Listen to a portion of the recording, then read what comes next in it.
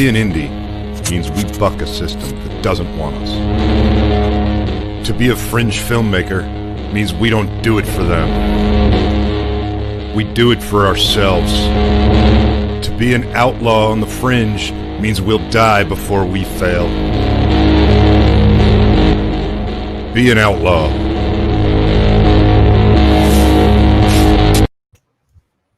George! Hey, Joe. I'm sorry. I didn't know we were on the air live. I was perusing a contract, which is something all filmmakers should learn how to do. Oh, by the way, what the fuck is going on? What? We're live. God damn it. Fuck. How are you, Joe? I am awesome. How are you? I'm good, man. I'm good. It's we got a hell of a show tonight, don't we? We absolutely do. We've had a hell of a week also with freaking awesome stuff happening. Yeah, there's really great stuff happening. Would you like to talk about it? I would love to talk about it. Where do you want to start? Well, let's start with the fact that we're now on Twitch, which is huge. It's really like the huge part is that it's a bunch of old folks who figured out how to go over there to Twitch. So, but it's pretty cool. It's like watching a bunch of fish out of water. And we're hoping it's going to mean really great things for the Indie Brigade moving forward. Yeah, talk for a second. I want to go grab that link.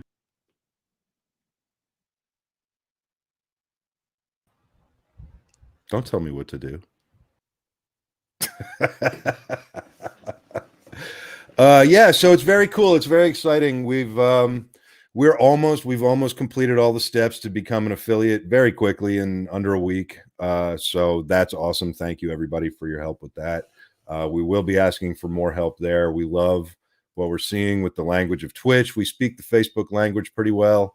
We are going to work on becoming fluent in this Twitch language. And really getting some attention over there on the Twitch things.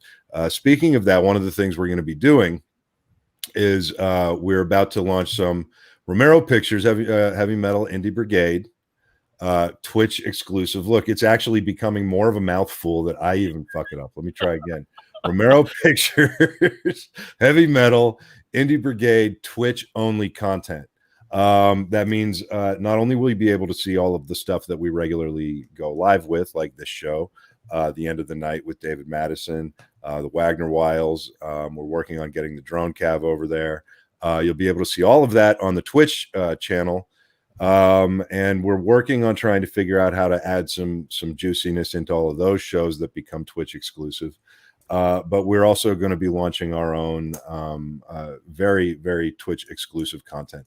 One of the first things we're very excited to announce about is that our very own Stephanie Saberhagen, and I hope I'm pronouncing that correctly, is going to be kind of leading the charge over there with a pretty great Twitch exclusive show, our very first one. So give her all the support, all the love, and get the brigade behind her. And let's get it done. I mean, from what I can tell, as we grow on Twitch and as we develop the ability to have a little bit more freedom over there, once we, I guess, prove that we're legit in there to stay, we'll be able to do all kinds of cool shit. We're talking about movie viewing nights. We're talking about game nights. We're talking about like celebrity Call of Duty nights. We're talking about all kinds of very cool things in addition to original content. And I'm not going to spill the beans about what Stephanie's show is going to be about, but it is going to be the very first Romero Pictures Heavy Metal Indie Brigade Twitch exclusive show. So make sure you stay with us, make sure you stay tuned in, and make sure you help us turn our Twitch community into something so much bigger and larger than we already have. Which is probably one of the best communities I've ever had the privilege and the pleasure to not only spend time with, but to speak to and to call family. So thank you everybody for everything you do. And Joe, what the fuck else do you want to talk about? Well, I want to thank Libby and Matt last night for a very successful test over on Twitch. Can I disclose what I did over there with the test, or is that too involved in what's going on and keeping hush? Well, no, I mean, I pretty much just said we're going to be doing movie nights, so. Okay. Well, yeah. I was paying attention to the comments and trying to get links and stuff, so. You really expect me to pay attention? I wasn't listening. What? Anyway, Libby and Matt last night, they were kind enough to allow me to test their movie out on Twitch to see how we could do with a live watch party. Dino was there, Stephanie was there, and quite a few people from the Brigade were there. Just popped in with just the Twitch notice, which was kind of cool. So I definitely wanted to give a shout out to Libby and Matt for letting us do that. Was talking to Lauren also about doing it sometime. He got back to me a little late. So that's what I got. Awesome. That's it? For now. Guess what I've decided to do tonight? I have a surprise in store for everybody, including you. Oh, yeah? What's that? I have something that I haven't told you about yet that I'm gonna show everybody in the Brigade exactly what happens when I drop shit on you by dropping it on you live. So everybody tune in. This is the kind of shit I do to Joe all the time. You get to watch it live tonight. You see him reaching for his blood pressure medicine right now?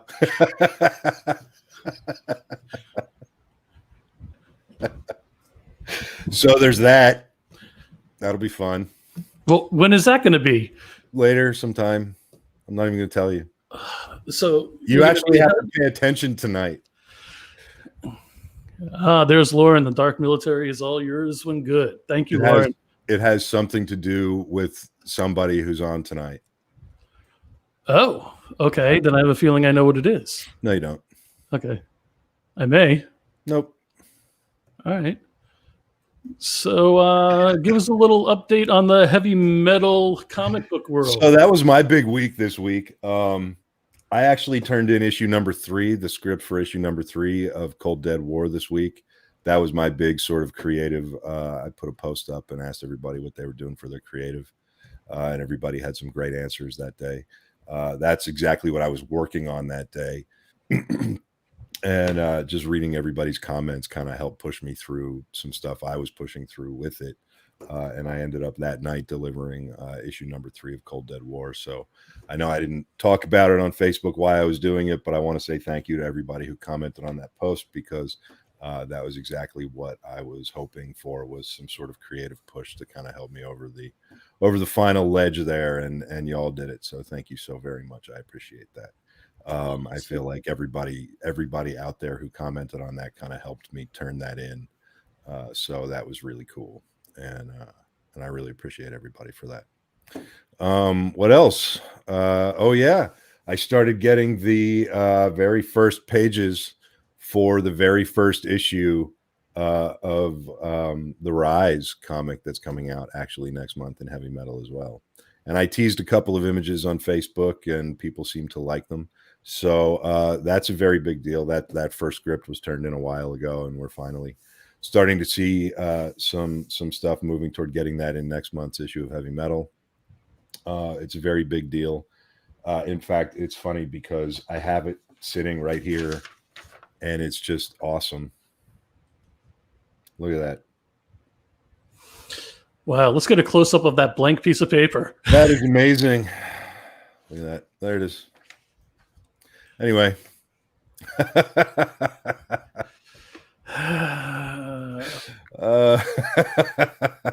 And a lot of people have been asking about the Cold Dead War and where they can find it. So I've been doing a little research. You can get it directly from Heavy Metal Magazine. Other outlets are going to have it. I called my local comic book shop and they said that they will be carrying it. So call your local comic book shops. Support local companies. Agreed. Small businesses. Sorry. There you go. Because people have been asking me where they can get it to, and I just say you should not ask me because I don't know. But I will say this about that today. Also, I saw the final cover for issue 4 of Cold Dead War, which is, as you all know, my sort of first story here. My first Cold Dead War story is actually a 4-issue story. So I've now seen all 4 covers. And then earlier today, Mr. Joseph Illage emailed me the proof document for the absolute final going to print of issue number 1 of Cold Dead War. So I have seen Cold Dead War number 1 in its entirety from cover to cover, and you guys are going to freak the fuck out. I know I did. So I can't wait. I mean, just the whole idea of bringing this thing to life and the process that I've gotten to be a part of, and the stuff that I've learned from Joe Illidge and Dave Irwin and Matt Medney's ability to pair up a writer and an illustrator. I mean, it was like prophetic. As I'm seeing stuff come in, there's nobody better to be illustrating Cold Dead War. There's nobody better to be illustrating The Rise. And I'm super excited. I've never done a comic before. And so seeing it kind of come together from step one till print has been amazing. I've got my little script printout of number one with like my script page, and then the thumbnails, and then the pencils, and then the inks, and then the color, and then the letters, and then the final, and for each page of the script. And it's probably one of the coolest things I've ever had the very, very lucky opportunity to be a part of. And so I hope everybody's excited for it like I am, and I can't wait to see it. So well, this question keeps coming up, and I think we're going to wait for Grieco to come on later on, and we could probably touch base on that a little. Yep. Actually, I'm going to go ahead and announce something that I talked about a little bit last week too. We have a formal partnership with a company now called Aston Microphones, for filmmakers out there, for music folks out there. If you're not familiar with Aston Microphones, you need to get learned, because I fell in love with this company. Kyle Perrin, who does all the heavy metal audio engineering, is the first person to really turn me on to the company. I've used a couple of their mics in the past, and they're unbelievable microphones. And then Kyle turned me on to sort of the culture of the company, and James Preston, the CEO. It's a relatively newer microphone company, really showing up in the news around 2017, but they are fueled by outlaw motives, and they have disrupted the entire microphone industry, and they are now creating arguably the best microphone on the planet. And a lot of that is for the music world, but what you guys need to know, and this is my own personal, what's really cool is we're going to have people from Aston come on from time to time and talk about audio recording and audio engineering from the standpoint of a microphone manufacturer. I think that that's going to be some phenomenal information for everybody in the brigade who needs to know and wants to know. But the way that I approach microphones, like the best vocal microphone I ever used actually was a microphone that was developed to record drums. But the way that it got the bass in people's voices and dragged out the different sort of layers of texture in people's voices, that was it became my go-to microphone for recording voices. So what I'm saying is the Aston microphones, in terms of what they can do for filmmakers, for voiceover, for things like that, in addition to musicians, it's unbelievable. And there are new audio providers, so pretty soon you'll be seeing Aston mics all around the Indie Brigade. So we're very excited about that. It's a big deal. They are a relatively newer company, like I said, so we're looking at growing along with them. And we really are looking forward to some of the content that they're going to be bringing to you folks about, audio at a outlaw level. Really, I mean, that's really what I go for. To be clear, they're not sponsoring us. This is not any sort of paid sponsorship, nothing like that. It is strictly a partnership out of outlaw respect. When you guys learn about this company and learn what James Preston did, and how he made this company, what he made this company, on top of his background in the audio engineering world, in the world of microphones, in the world of sound and music and everything. This guy and his company, they are the outlaw partner that we've been looking for. So I'm very excited about it. Get ready, because you're going to start seeing some of that stuff, and you're going to start learning about Aston microphones, because they are phenomenal. Excellent. I meant Elena, I do apologize. She brought up a festival that is free online right now for independent artists, and I forgot to share the link. I do apologize, but it's a 2 or 3 day festival that's usually in person, but they're doing it online this year. Oh, that's very cool. I'm going to have to get the link to that. I do apologize. I flaked on it last night. And George, she's saying, I need to talk to you and Richard Grieco about my current writing ideas to decide if my ideas should be put to comic or graphic ideas. Well, we can certainly arrange that, Elena. I'm getting a weird buzz here. We definitely will, Elena. Yes, we will definitely do that. I haven't even said hello to everybody yet. Holy no, you haven't. Look at this shit. I had so much to kind of get into. Thank you for once doing your job for once and keeping me on track.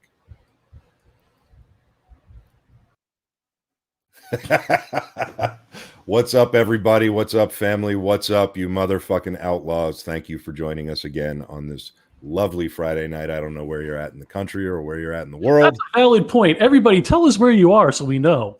That'd be kind of cool to learn about where they are. Yeah, I mean, literally today here in Kentucky, it was like it was a high of 64 and sunny and beautiful.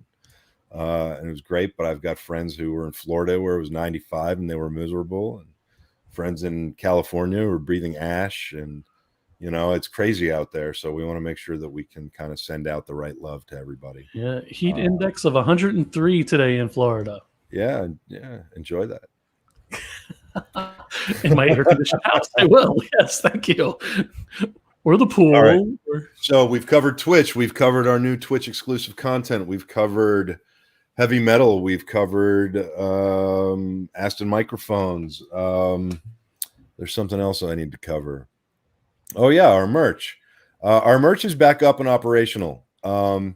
We are our merch provider is now back in the full swing of things. They are back at getting things done quick, fast, and in a hurry.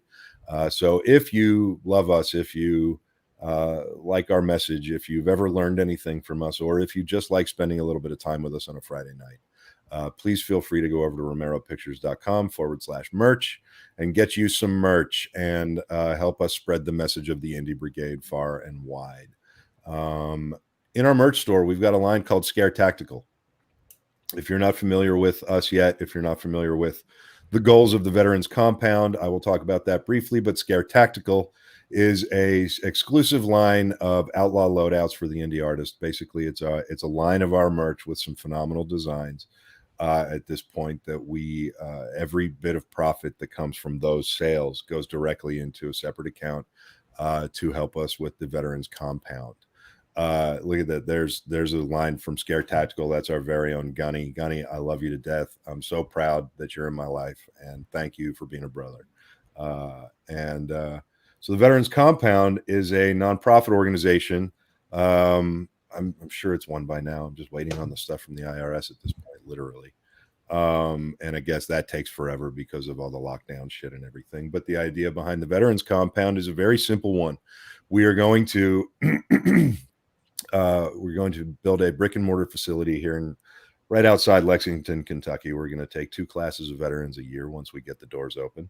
And we're going to not only help veterans process sort of a lot of their experiences, but we're going to help them do so through the creation of visual arts, music, audio engineering, everything right down to catering, right? Anything that's related to filmmaking. But beyond all of the creative elements of it, we're also going to teach the technology of filmmaking. So we're going to teach grip and lighting and electric and all of that stuff. And then at the end of the program, we will be making a feature film with our veterans, working closely with department heads who are a lot of the people you've met from the Indie Brigade and a bunch you have not met yet, all of whom are experts and professionals in the industry with years and years and years of experience.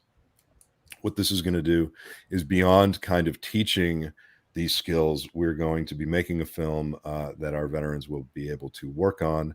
They will not only get paid to work on the film, they will also receive hours toward union membership, and they will all own a piece of the film that we make. So the Veterans Compound is truly a machine designed to help our veterans at every level once they get home and start that war that's harder than any other one they go to. So check it out. Check out Scare Tactical. Get some stuff. Help us get the Veterans Compound where it needs to be. And thank you all for being such a wonderful and awesome community of people. And thank you for being the motherfucking Indie Brigade. Now, if you don't want to do any of that shit, but you still want to like throw us a tip, go to buymeacoffee.com/RP Indie Brigade. Also, as Twitch grows, we will be doing some subscription offerings and stuff there. That's tough to say. We will be doing some subscription offerings and such. Succotash. So get ready, stay with us, keep being you, keep being the brigade, and keep helping us spread this message. Our message is a simple one. There is no trying, there is only doing. I know everybody out there is now listening to Yoda in their head, but it's fucking true. There's no safety net in this life, and it's fucking hard. And at some point, every one of us has felt like nobody in the world understands what we're going through trying to get this shit off the ground.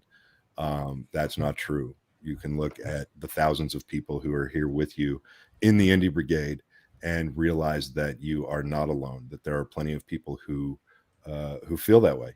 So, Gunny, you can't be in the class. You're going to be running security.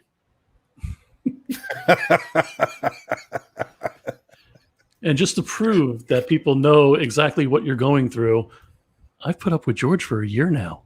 I think it's the other way around. Damn it. I'm a dream. I'm a dream to deal with. I'm really nice, and I never get aggressive, and I'm very polite all the time, and I beat around the bush, and I don't say it like it is.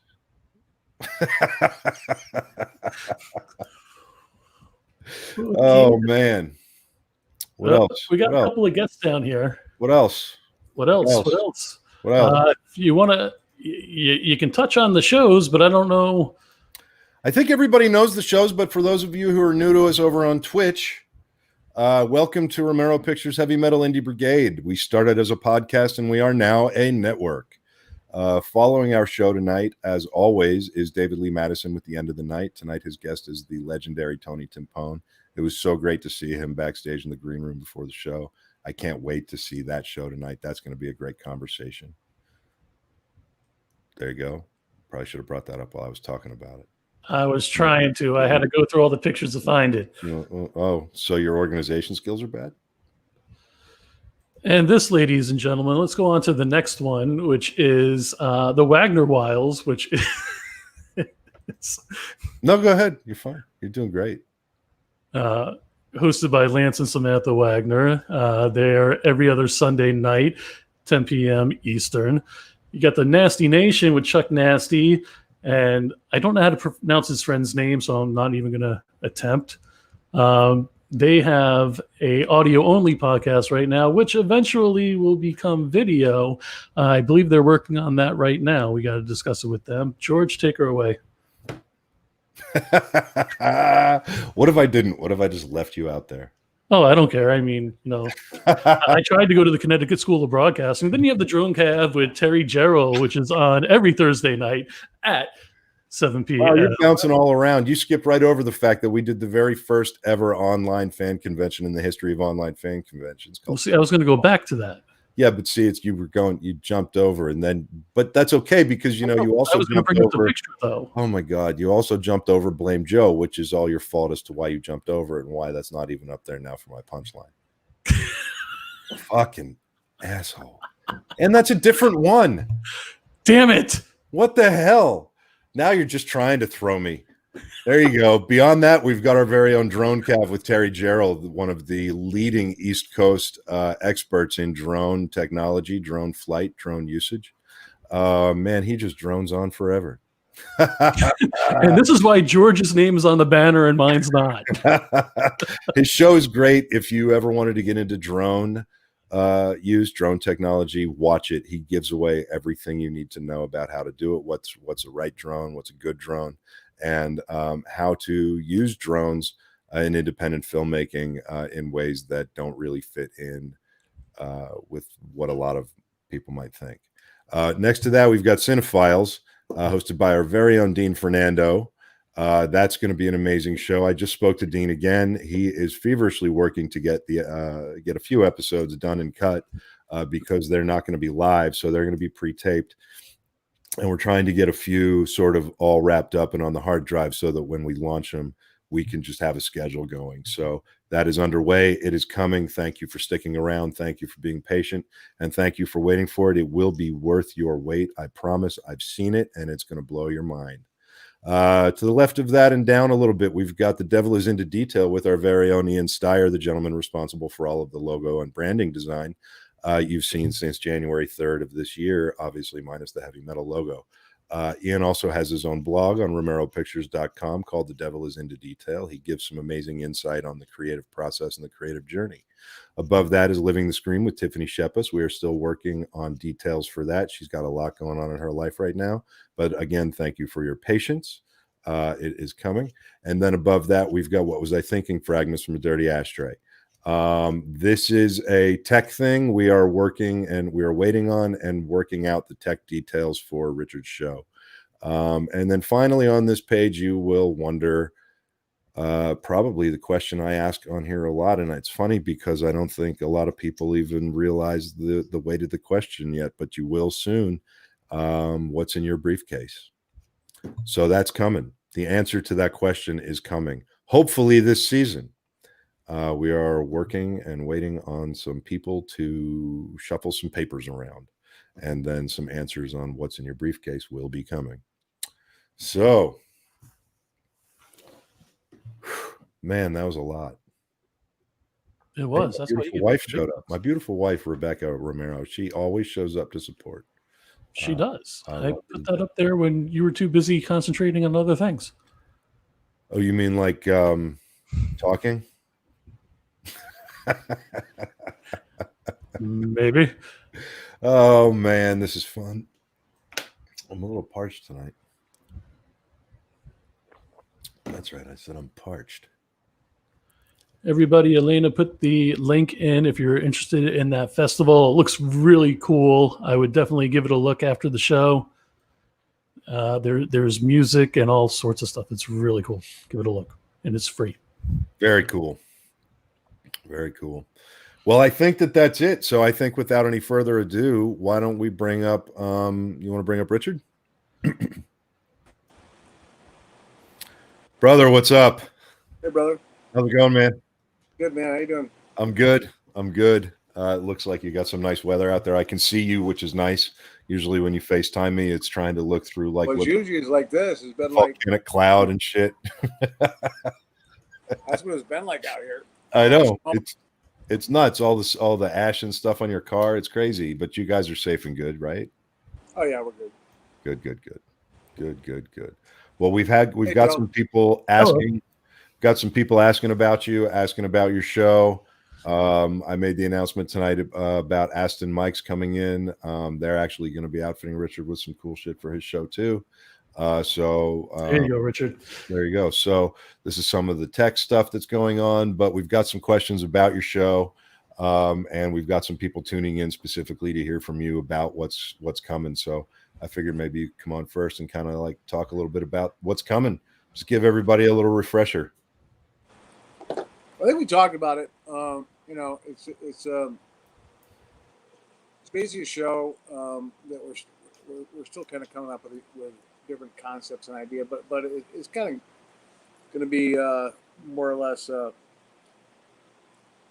me being kind of spontaneous and stuff like that. Also taking in people's questions from an actor, director, producer, writer point of view, or musician or artist or whatever, and taking what they're doing and what is disabling them from doing what they want to do. I mean, it's always hard to take that first step, and it just really is. And it doesn't matter what level you're at, it just doesn't.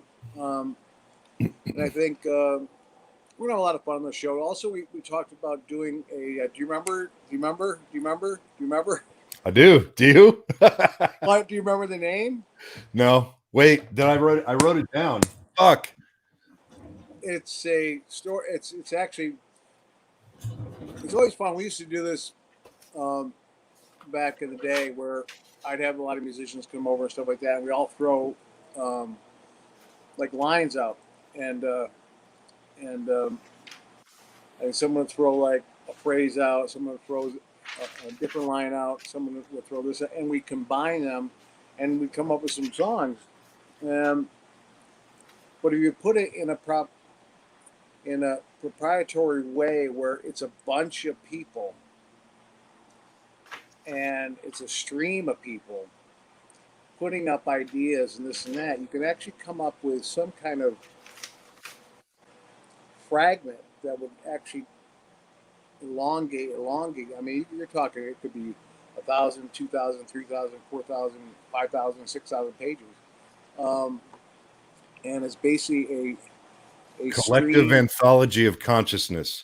a collective anthology of consciousness. That's it. And it brings everybody in to the fold, and it also gives them something where I was part of that. I mean, I don't see why it can't fucking be worldwide, where people like in Germany, people in Sweden, people in Japan, and Italy, and the States, and Puerto Rico, and Mexico, and this and that, all come up with this long thing, and we come up with a book, and anyone's ever done it. Yeah, I think it's something that it's all about you guys out there, anyways. So why not do something that's about you guys and about what you're feeling? And it doesn't have to be something cute and you know, rhymey or this and that. It just be as easy as I had a cashew today and I chipped my tooth. I mean, you know, it could be as easy as that. So Yeah. it's whatever you thinking, and don't think about it too much. Because when you think about it too much, then it becomes not real, and it becomes something that you probably thought of like yesterday, the day before that, and so that, and also we'll have some guests on. We'll have some fun too. I mean, I'll get the guitar out. We'll come up with a song or two. You know, do something like I that. love it. And I love the I'll, idea also of taking the collective anthology of consciousness and doing an animated series out of it too.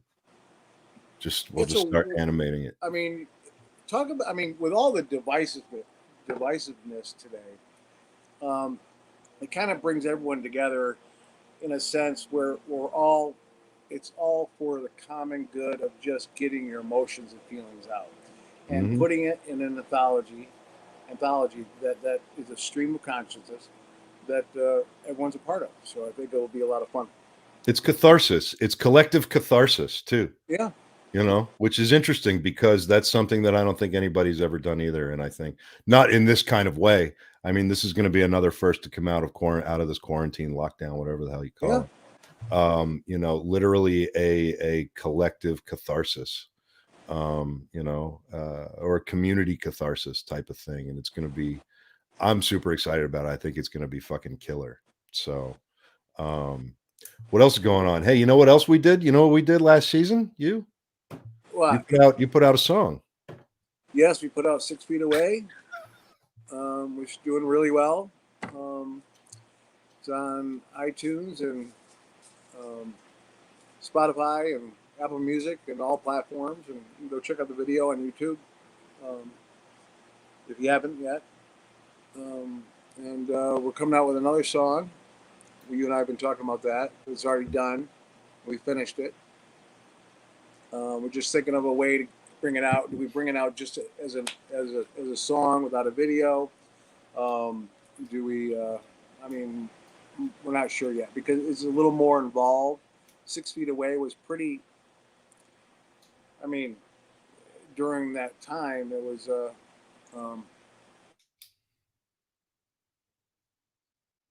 oh, we did. Were you there? It's a little bigger. Yeah. But even that creative process has been so much fun with you because it's been, you know, you've been thinking about, you know, you obviously played the song for me and I started thinking about themes and visual themes. And then you started thinking about themes for your own song in a different way than you had previously thought about themes for it, because now you're thinking about it with me like filmmaker. And so, that in itself is interesting. I mean, the idea of looking at something that you create through a different lens is something that we talk about here a lot. Yeah. Because a lot of times folks get stuck in the fact, well, I wrote this as a movie, so it's a movie, when in reality, it might be a better comic book, or it might be a better, mobile game, or there's all kinds of things out there. But, what's it like for you looking at something that you created through a completely different lens than when you created it? What's that experience like, and what's some advice you might give on how people can do that? Because it's a hard thing for people. It's like writing your own resume. Some people just can't do it. Yeah, it's tough, and it's not. I mean, you gotta kind of. I did a painting called "Living Through Stone," and but I had a song before that, and then I couldn't finish the song, and it kind of redirected itself into a painting, which was huge. It was sold to a wonderful couple in Houston, but actually it reminded them it was part of their life. As far as it's amazing how that happens, where you can actually collect souls. That's a movie. Where you can feel emotions like all around you, and you wonder if they're yours or someone else's, or you're a conduit for all emotion at a certain point in time when you let yourself be open and kind of zone out and just paint. Same with writing, same with even acting. But I would say don't box yourself in by saying, okay, I have a script, and most of it, and I have a script, and it's a movie script. Well, a lot of times those scripts lend themselves perfectly to a series, or sometimes I'm gonna kill Justice right now. That's all right. You go deal with it, and we'll bring up. I got it. All right. But I mean, I've written some scripts and some stuff. I mean, and things that have turned out to be. I've taken bits and pieces out of them and put them in songs. Sure. I've taken poems. I wrote a script called "A Poet with a Gun." I never showed you that. No. And he would manipulate people through poetry. But that was based on just taking my book, Fragments from a Dirty Ashtray, which we haven't released yet, and taking and going, what if a person, he has a sidekick too, that thinks he's just, it's kind of like and he can manipulate people through words in a way rather than through force or through this or through that. And that's what that was about. So basically, to answer your question, don't box yourself in. So a script can lend itself to anything. A song can lend itself to a script. A painting can lend itself to a movie. I mean, so TV, film, a short, they're all kind of similar in the way that you're just trying to express a point, express an emotion, express a feeling, and express a story. Whether that story is an hour and 47 minutes, or whether that story is 24 minutes. Right. It could be so impactful to do 24 fucking minutes in a story, in a movie. Then you could do that and go, well, it's a short and this, but if you elongated it, sometimes those don't work well. When you a lot of new series are 30-minute episodes, and those come in at about 24 minutes. Yeah. Joe is here. That means other guests, brother. Oh, you know what it is? We've got this is the problem with the Brigade. Me and everybody who comes on the Brigade, we generally just we could talk forever, but we do have some people we got to bring up here. So hold on a second, and let's bring up. Before you do that, I'm kind of disappointed that you guys didn't touch base on when you were mentioning the music video and the song, how some of the Brigade actually came together for that. And if you guys want to play the video, I still have it if you want to do it at the end of the show. Yeah, I definitely would love to play it, and we'll talk about that as well. So, but let's get Michael up here. Certainly. And then we've got Brandon. Hey, guys. Up. Hey, Michael, how are you? Are you there? Yep. There? Hello? Yeah. Okay. Can you hear me? Yeah, there you go. I think it's interesting. Richard was just talking about looking at your own work for different mediums. And it seemed like a good opportunity to bring you into the conversation as well. But, what he was just talking about was you might write something for an hour and 47-minute script, but you might look at it and say this could be maximized in a 24-minute episode or a 24-minute short film. And this is something that you and Richard see very much eye to eye on, and that the three of us have all talked about plenty, is how to look at your own work with different lenses. And so I thought it would be interesting for you to talk about how you've done that, because I know that some of the stuff you're doing now is animation and you're learning all of that yourself. And you're condensing stories that you and I have talked about that were originally hour-long stories into 5-minute animations that you're learning yourself. Yeah, absolutely. What did it mean to you to look at something? How did you look at something that was 60 minutes long and say that I can fit this into a 5-minute episode? Well, I think one thing that's interesting is I was listening to you guys and I'm going, I would like to jump through the screen here and get in this conversation. Because I'm like totally in sync there with Richard and you about that. And one thing is, I think his in the vast sea change of media right now, the landscape, I would go to a conference called VidCon out in Anaheim.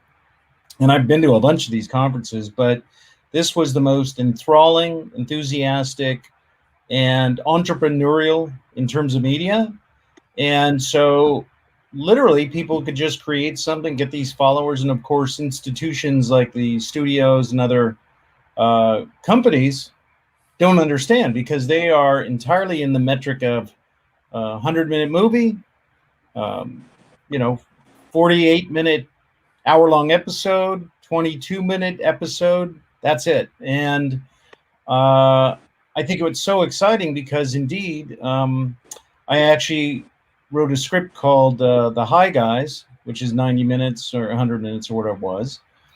And then I started really seeing the ecosystem, which is really what I think it is, a creative ecosystem, where I go, well, I got a little piece here. This makes sense to do something like this animation, because it's a little slice of life of these guys animated. And I created those characters. And it's basically a bunch of guys in their 50s. And the original story was a bunch of guys in their 50s, lifelong friends. The wife says, go clean out the storage container.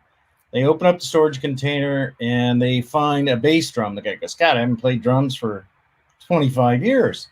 And on tour in Southeast Asia and Australia back then, they open up the bass drum. They go, it's pretty heavy. And there's like 400 pounds of hashish inside the bass drum. And it's like, holy shit. So this band of merry men, these guys know each other, go, well, we got to sell this. I mean, like now. So the whole night goes to hell, right? I mean, it involves like, Thai women in a salon, with koi fish that bite the guy on the head, to like naked yoga, it just goes to hell, and out of that chaos, right?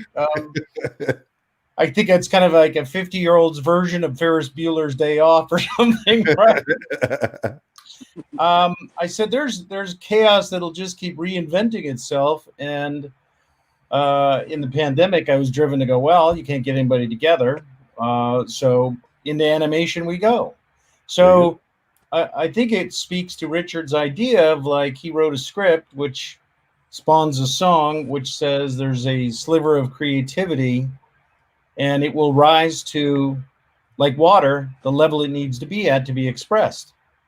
And the added element on there is to, of course, make a living as an artist and do it in an organized, marketable way. So marketing, you have an audience. Marketing, you can also make money doing it to sustain yourself. So kind of, it's kind of an interesting ecosystem. I think is the creative ecosystem is the word I kind of call it, because I think it has many attributes. Yeah. Well, and it's interesting too, because I'm sure you've heard Richard talking about Fragments from a Dirty Ashtray coming soon. Yeah. And hang on. Hey, Joe, can you pop on the screen real quick? So I think what's really interesting is that I love your Creative Explorer brand, and you and I have talked, and I'm really excited to be announcing that you're going to be having your very own show on the Indie Brigade called the Creative Explorer. With yes, Michael indeed. So there you go. I'm definitely very excited about that. That was entirely Cameron's suggestion, and it kind of gave me a good mental broadside there, I have to say. I had to kind of get my arms around it there. Like, what do you mean? And no, I think it's going to be very, very exciting. And I think it echoes a lot of what you and Richard were talking about, which is creativity in so many forms. And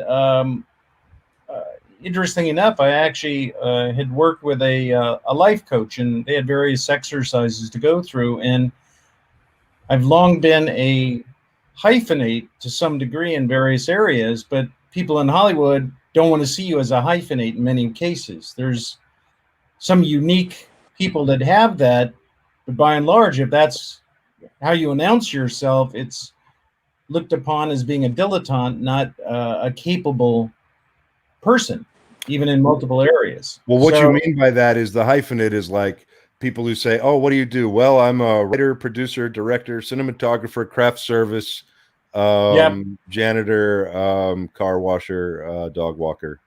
And that's basically, by the time you get to the third thing listed, that you may as well be listing all of the, like, toast maker. And, that's right. Like furnace repairman and, those kind of things, right? Like, and there was a time, and a lot of indie folks actually make that misstep and they overcredit themselves, and I used to do it too, until I realized that people don't want to sit and listen to you be an expert at all of that stuff in meetings. They want to know, if you go into a meeting for a film you're going to direct, they want to meet with the director. That's it. If you go into a meeting with a film that you're going to produce and direct, they want to meet the producer, because the director will get let out when the film is greenlit and funded, and then you get to go play. But when you are producing and representing your film as a producer, you need to be a producer in your meetings. And you guys both have a lot of experience with this, and wearing different hats on different productions, and then going in and talking about your own projects. And actually, before I get into that, one of the things I'd like to do is bring up our other guest for tonight, because you guys both know Brandon E. Brooks. He is probably one of the more vocal members of the Brigade when we're all on, and he has made tons of phenomenal contributions to our shows, and he sparked a lot of conversations that the three of us have had on the air.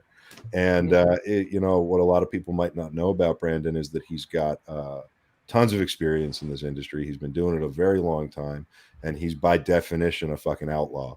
So I'm very proud and honored that he agreed to come on tonight. And I wanted to make sure that we were all on with him, so that we could kind of talk face to face instead of always having to read his comments. That's great. So Joe, do you want to bring Brandon up? Absolutely. Hello, Brandon. What's up, man? Hey guys, how are you? Good. How's it going? It's going good. Thanks for having me on the Brigade. Absolutely. I want to first thank you for being one of the most active contributors to the show through the comments. A lot of the stuff that you bring up has sparked a lot of great conversation and some great debates during our episodes. And, I think that you constantly make contributions that everybody in the Brigade who's out there trying to figure it out can learn from. And I know that a lot of your comments come when Michael's on the show, when Richard's on the show, and when we're all talking. So I think it's just fucking rad that you came on tonight, and I figured we could all talk face to face. But first, before that, for those in the Brigade who don't know you, and those watching outside the Brigade who are just finding us, why don't you tell everybody a little bit about who you are, what you do, and your experience in this business, because it's fucking impressive, and I don't like to speak for other people. All right. Well, first of all, again, thanks for having me on. It's an honor. Yeah, I've been in this business this year, this very weird year. This is my 20th year. I started as an actor. Was just a lost soul, kind of looking for something to do, and I came across an acting school, Weiss Baron Ryan in Atlantic City, and got into acting kind of deeply for a few years at some different acting schools, and then I saw there wasn't as much opportunity in the Philadelphia, New Jersey market. So from there, I just started like learning the craft of screenwriting, and from there, I really took a liking to that, and then kind of got into independent filmmaking from that, and I realized I was still kind of dipping between acting and filmmaking at the time, and I realized I had to kind of choose one at that time, because it was, as all of you gentlemen know, it's such each craft is extremely difficult. So I just decided from that point I was going to focus on the independent filmmaking and the writing side of things, and that's kind of what I did. I just went on as many sets and paid as many dues as I could. And yeah, and then I just started a lot of production assistant work on TV shows and movies, and then just getting my feet wet, just learning, and then I ended up, and then the same thing even with my own indie stuff. Again, we all start some interesting places. So I made a lot of stuff that I would never show anybody now, but yeah, you have that like. And the same with screenplays as well. Like you start kind of like very amateurish, and then over the years, it took probably a good 10 years for me to even consider myself a writer, just from the standpoint of the feedback I would get and the coverage and different things of that nature. And yeah, but then once I started actually getting to do some of these different things, then I kind of got more comfortable in my own skin as far as a screenwriter. And the filmmaking side of things too is always a learning experience. I've made a ton of mistakes, but I mean, for me, I always believe like, even though I've made many mistakes, like mistakes they're the gateway to correction and to learning kind of like how to correct and how to fix like what's wrong with you and to get better. So I like that. I'm going to write that down. Gateway to correction. I like that. There's something great that Brandon said, because a gateway to correction is excellent way to put it, because it is a difficult element and something about Creative Explorer that I'm going to be looking at, but is how do you discipline yourself? How do you structure yourself? And how do you create, you can have a goal, but you have to have a system to get to that goal.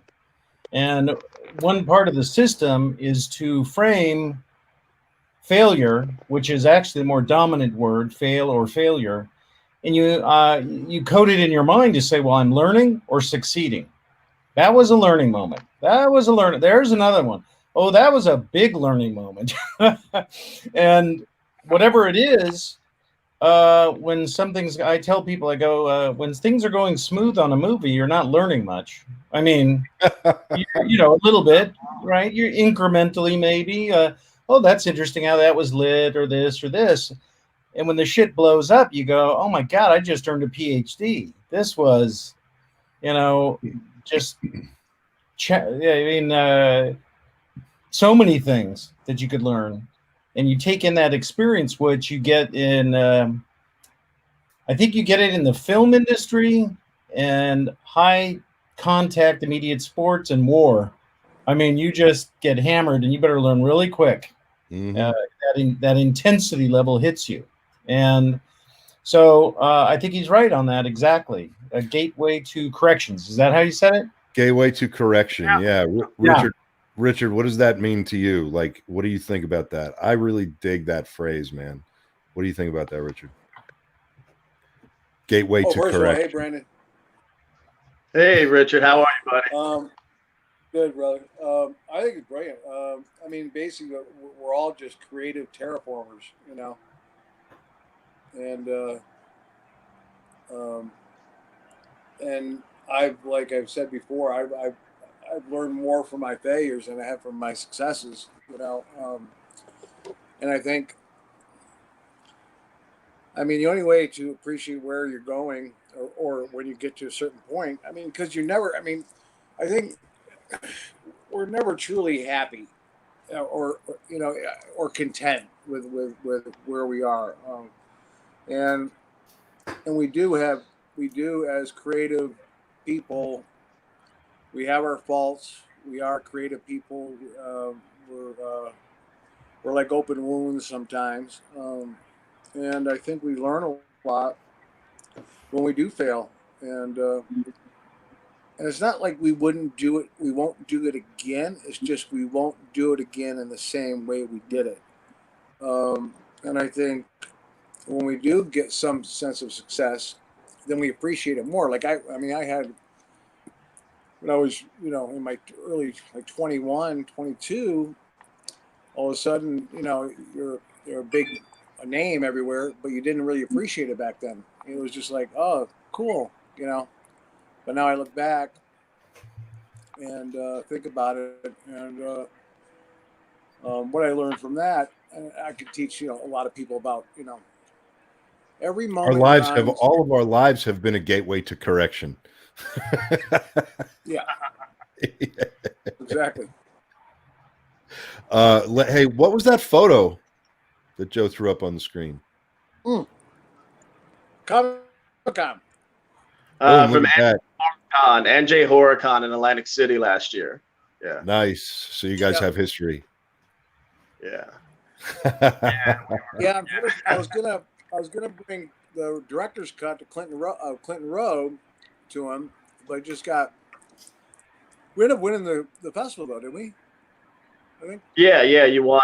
Best horror feature. Yeah. Yeah. That movie I directed with Steve.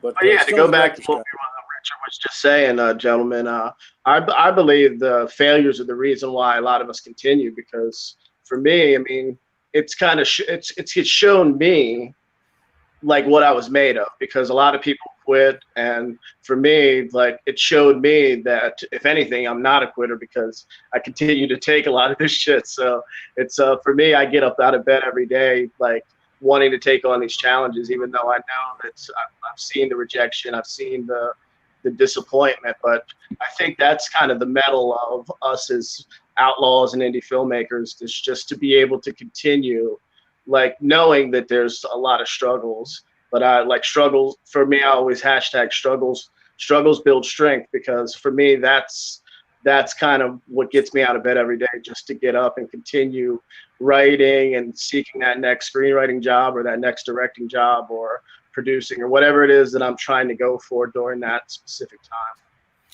For me, you know, people have asked me in the past, what do I need to focus on the most to be a filmmaker? What do I need to focus on the most to have a career in this business?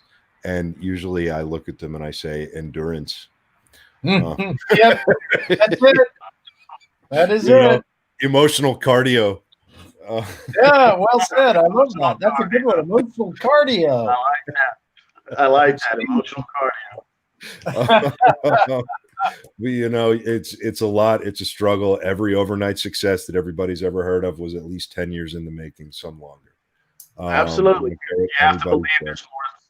You have to believe there's more successes around the corner than the failures in your rearview mirror. So yep. You also have to be careful. The other advice I give people is this is the only business where you can die from encouragement. So there becomes the skill that you have to refine, which is how to tell the difference between encouragement that's ultimately leading you to drink from a dry well, and the ability to endure. And it's a very tricky, fine line to identify. And that moment, that fine line, that's the make or break moment for a lot of filmmakers.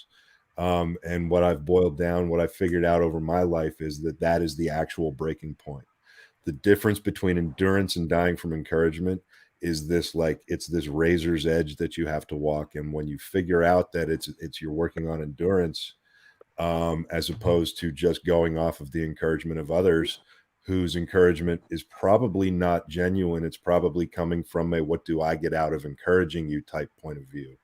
You know, when you can ask yourself that and identify who your real friends are and who your real brothers are and who your real, you know, people that you're going to go through this business side by side with are, that's the delineation between endurance and dying from encouragement. And that's the fall off point for a lot of people when they try to transition from indie into more of a mainstream type thing or more of a full-time career. Absolutely. One thing I think is very interesting is what Richard had said about fulfillment, because we're an unhappy lot in many cases. Certainly people, I think, in the film industry, they become more ambitious than the norm. And I think there's an element between achievement and fulfillment that's a real interesting balance point, because if you're going to if you keep playing the submission Hollywood game, indeed, I think you'll die from a certain degree of encouragement and elongated decision process and death by 1,000 committees and a bunch of other crap. And yes, you can play that game, and there's the one aspect you may have, okay, I'm going to be submitting these projects, and then the other is, but I'm going to be making these because I can do this on a shoestring. But I'm going to keep moving because now, in particular, like I mentioned VidCon before, there's people that just made entire little empires by starting on their camera on their computer. Michelle Phan is one. I met her 3 times, and she became this huge makeup, describing how women would use makeup and everything, and carved a niche. And I mean, literally got sponsors, this, several $1 million a year she was making. Put herself under a lot of pressure to do it, and she had to take some time off. But she was balancing 2 things: the big league, and then let's say the minors, and then maybe I'm sure there's another baseball metaphor in here I'll struggle with. But the point is you can have different levels and get achievement in one, and keep working in another, fulfillment in 2, or something. You know, I find it serves me well when I stratify it in that way. I can think of different buckets that I'm going to be working in, because compartmentalizing is what some people can do very well, emotionally. But if you try and do it that way, then you're not cross-mixing disappointment in a certain sense. Psychopaths, Michael. Psychopaths compartmentalize emotionally. We are not far off. Brandon, to you, what about the idea of shit? You said that you shifted hats a lot, on your journey so far in this industry. What was the hardest part for you about shifting hats? What was the hardest shift that you made? Going from you went from acting to screenwriting to, what was the biggest paradigm shift in your approach to your career that you felt moved you from sort of, I'm working on it, to shit, this is what I do now? I think the paradigm shift for me was the shift to the screenwriting angle, because that it's a whale of a craft to really hone. But for me, I just decided at one point that I was just gonna fine tune everything I'd ever written, and I've written so many things over the last 20 years. But I just went back and I just forced myself to take some of the old scripts that to be honest were crap, and just force myself to see the mistakes, to trim them, to cut something that was 116 pages down to 94, and then and still have it have the essence of what I was trying to say in the first place. So for me it was that, and then from that point, putting myself out there as a fully paid screenwriter, that it gave me that confidence to do that. And then from that point, I think I want to say 3 years ago, I got 4 screenwriting jobs literally back to back, and two big ones overlapped. So it was just kind of having the confidence to to just kind of take on a craft. Whereas before, I was dabbling in the acting and I was auditioning and I was doing a lot of different things, but I also was doing a lot of set work and learning behind the scenes, like kind of all the different aspects of filmmaking. So for me, I was double dipping kind of in already too hard careers to kind of circumvent. But then I just decided probably, I want to say maybe 6-7 years ago, while still doing some indie filmmaking, I made a feature. I also produced a few features, one of which is on Amazon Prime right now. And but I just focused really on honing my screenwriting skills, and I really think I've gotten to the place with that kind of got me over the hump, and it's where I can actually proudly call myself a screenwriter, because a lot of people say that, but it's really you really kind of have to get to a certain point where people in the industry actually give you that proper coverage, and you actually kind of can feel it. You can feel the love from not only the industry, but from all the different people that read your work. Yeah. You know, Richard and I have talked a lot about condensing stuff down. Richard and I are working on several projects together right now, and I'm excited to announce some of those. But, you know, one of the things that that Richard has done, and with a lot of projects, actually, you have a lot of experience of coming in and helping refine scripts down. In addition to being a brilliant writer, you're a brilliant script doctor. And, you know, it's interesting because what Brandon's talking about was that struggle of kind of being able to cut your own work down and down and down. And that's something you're really good at. And, you know, what is it that you think, what does the act of cutting something down do? I mean, you know, what's a perspective that you look at it from? And, you know, how do you kind of talk to screenwriters about being able to cut 20 pages out of a script? Because I know that's not an easy conversation to have. So if you have to tell a filmmaker you got to cut 20 pages, you know, what perspective do you come at that from? For me or Richard? Oh, I was asking Richard as a follow-up to your question, to your statement. Yeah. I mean, there's a lot of ways to go about that. For example, if you have a script, let's say with 9 main characters, and it's a halfway decent script, and you know their budget.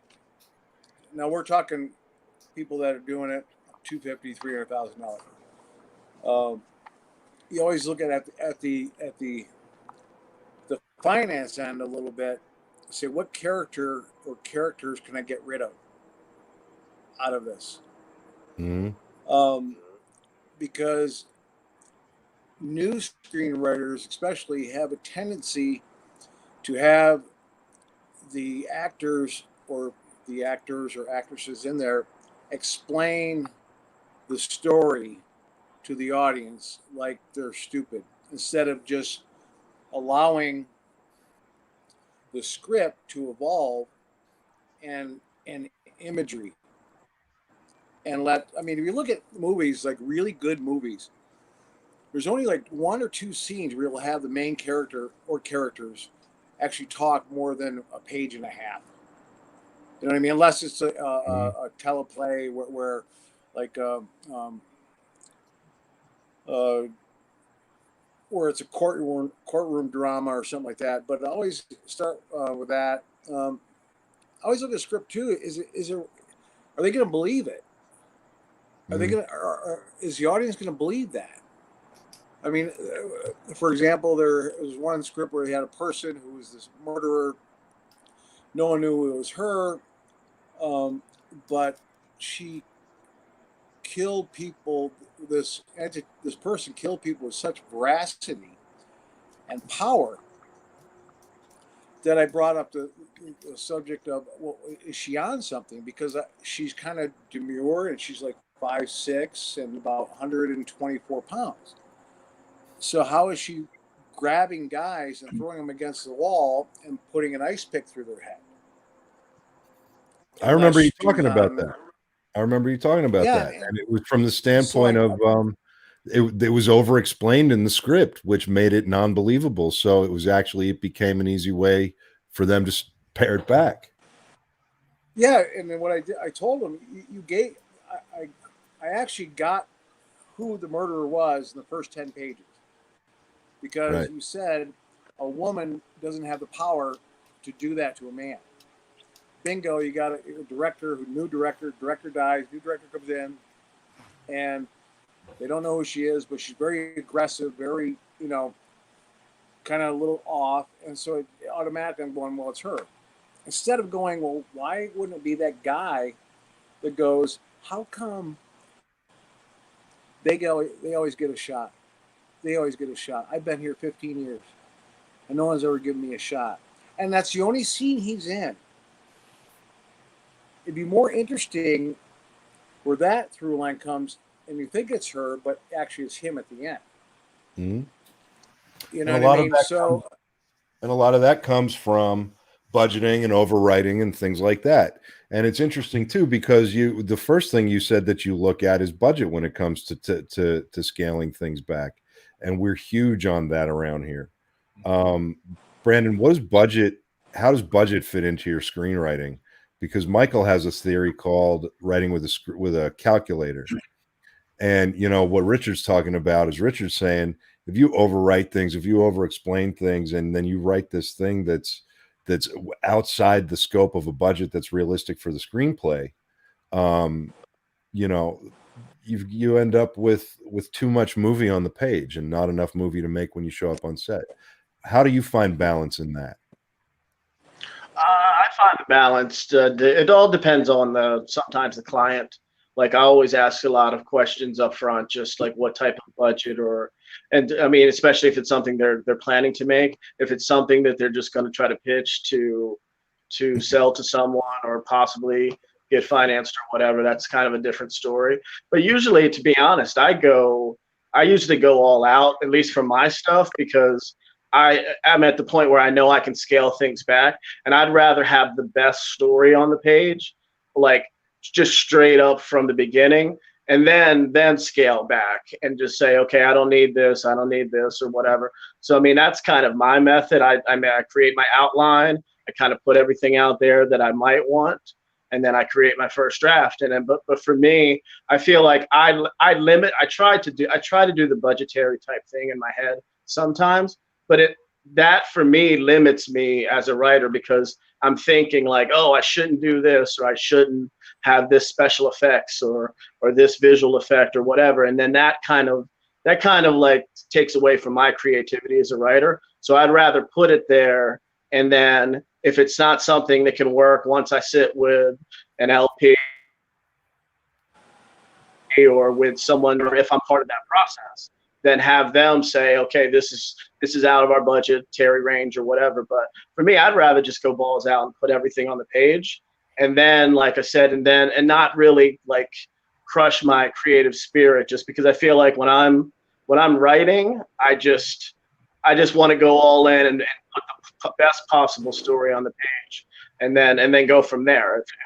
When I get the notes from the client, then I can scale things back or even make it even bigger. It just depends on which way they want to go. But for me as a writer, writing my own work, I always just go all out, because again, it could be a story that I may have fathomed being an ultra low budget project, but it might jump to something that might just be $1 million plus project or whatever. But for me, that makes the story better in that context.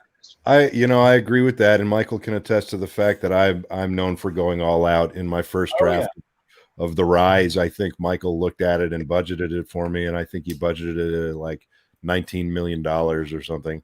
I blew up Evans City in Pennsylvania, and then I realized, wait a minute, Evans City still stands in late 1968, so I can't blow it up. But I did things like here's what I do. For instance, I have a scene in The Rise that takes place in a massive Gothic prison, and that's how I see it in my mind. But at the end of the day, I know that, and especially when I call up Michael, I know that particular day has the potential to cost $1.5 million. unless I change practically that day to take place in a field in rural Kentucky with fences surrounded by barbed wire and Dobermans at the corner. And I don't need the Gothic prison. So in a perfect world, you know, you can you write your vision, but then you kind of know that there are other ways to do it. And there's a lot of skill that comes with practical experience in this industry with that. And this has a lot to do with a lot of the comments that you've put up during our shows. And a lot of the stuff has come from basically conversations with the two other gentlemen on the screen here with us, Brandon. And you know what I'd like to do? We've got a little bit of time left. I would love it if, you know, what is it that is there anything that I just kind of want you guys to have a conversation, because this to me is one of those times where, like, I identified that people are enjoying talking to each other, and I want to facilitate you guys talking. So, you know, I mean, you guys, Brandon, what do you want to talk to these guys about? I mean, do you have anything in mind? Anything come to mind? It's a loaded question. Yeah, I'm putting you on the spot, but I mean, this is part of what this is all about, right? Yeah. Like, this is a live person, like physical connection, right? Like, we made a connection through this show, and now you're on the show because you put up some of the most intelligent comments out there, man. And that's why I believe that's why I believe in the power of the Brigade, because I mean, I mentioned to you off camera when we were talking before that probably about a month or so ago, Tim Melican, who's one of our Brigade members, he actually reached out to me because of some of the questions I've asked, and he has he's starting a new company called Subsoil Films, and he asked me to be a part of it. He just called me up and said, "Hey, like, I like your questions. I think you sound articulate for whatever that means in regards to, like, some of the things you talk about on the show." So we've quickly forged a friendship and a partnership in regards to his vision for Subsoil. And right now I'm actually finishing up a draft of a really awesome, like, again, balls to the wall horror film called Shits and Giggles that we're gonna make next year. I'm finishing up the draft right now, and I'm gonna direct it. And yeah, but that's the power of the Brigade, because that's just, I never would have thought, because again, I've had my ups and downs in this business, just like most of us do mentally, just because you get beat down by it. But this kind of reinvigorated my faith in this game by coming probably back in, I want to say February-ish or whatever, just kind of watching you guys and listening to Michael and Richard and George and GMT and different people, just good people that are not about the BS of the business. There's so much nonsense I've dealt with distributors and ex-business partners. There's so many things that you deal with that it's good to come to a community where you can actually find people that are supportive, and all of the love all of us share isn't fake. So that for me is why, like, I'll sound the Brigade whistle to the heavens forever. So awesome, man. And that's awesome about you and Tim. I didn't want to bring it up. I'm glad you did. That's a business connection that literally would have never happened without the Indie Brigade, because this is literally how you guys met. And I think that's fucking amazing. Terrific. Great. Important. Go ahead. Go ahead, Michael. Michael, were you saying something? Kind of connectivity of spirit is so important, because what you were talking about is writing full out on a script. That unbridled enthusiasm is, and I think the original Greek word for enthusiasm means with fire, I think. And so you have that. And once you have it, you don't want to bottle it up by certain kinds of constraints. But it's also that connectivity of spirit that allows you to get through. And I have a friend of mine, she texted me not long ago on my birthday that she and I met on this film, and now we've known each other 24 years. And she was a designer on Independence Day, a lot of other great movies, all the Taken movies she worked with me on. But she's just such an amazingly good person. Her name is Nancy Roberts, and she's such a gifted production designer. But once you find that connectivity, I would be on the Taken movies, and about 6 or 7 of those people I've known a long time, and they would come up and they go, hey, Michael, I want to talk to you about where my budget is. And I go, well, is everything fine? And they go, well, yeah. And then they'd start to explain. I go, no, I don't need to know. I got too many other fires I'm putting out. As long as you tell me it's fine, I'm good to go. Bye. And they would be like standing there going, what do you mean? I don't get to tell you about my 20-minute budget presentation? And I go, maybe later over dinner if you really want to. But I just sense of community. I mean, you're talking about a sense of community. You're talking about a connective tissue. You're talking about relationships that are made in this industry. I know all of us. I have lifelong relationships in this industry. I know that Richard does. I know that Michael does, and their relationships that may have even started under weird circumstances, but will be forever relationships. And that's what's represented on this screen. And Brandon, I'm so proud that you found the Brigade and that you dug it and you stuck around, because I've seen you become just move your way through the ranks of the Brigade and become just such an active member of the community. And I want to thank you for that, man. It's a pleasure. Yeah, thank you, Joe, Richard, Michael, all of you guys. I have a question for Richard, though. Richard, from the filmmaking side of things, we talked about it quite a bit in Atlantic City. But again, it was a long day for you or whatever. Are you still doing a lot of different producing and directing? And we talked about Clinton Road mostly, but you also were talking about some other projects. Yeah, still producing, directing. Romero and I got a few things that we're doing together, and it's just finding the right things. I mean, still acting, producing, directing, writing, music, painting, but producing, directing. I mean, it's just finding the right stuff, and we got a lot of stuff on the table right now. Yeah. But it's just finding ways to do it, and then you come to, then you finally go, you look at it, you go, you know what, fuck it, we're just going to do it, and we're going to find a way to do it. And if we have to go around little things here and there just to get it done, like I know Vegas is good to shoot in. I know Arizona is good to shoot in right now. I know some places in the Midwest are good to shoot in right now. I know Buffalo, you can upstate is good to shoot in right now. I know Kentucky, places that are like that. But yeah, still involved with all that stuff. Awesome. And Michael, I know you've worked on a lot of big things, but you like, as far as like say ULB projects or low budget agreement things, like where do you stand on those? I mean, you obviously work on higher end, but do you look at the potential of a project if it's put on your table as to your choices for what you might come on board to help create? Oh yeah, absolutely. I mean, I think it mostly matters about the project and the people.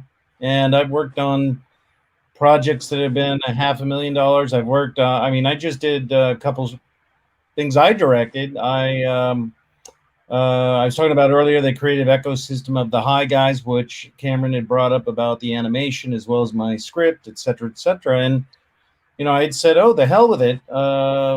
Year and a half ago at Christmas, I said, I got this window of time. I took this script, I wrote it, and I shot it in 8 days, 10 days, whatever it was. And I think it was probably, I don't know, $5,000 with friends that I had jumped in. And so I just said, people said, well, I'm between that Thanksgiving and Christmas dead period.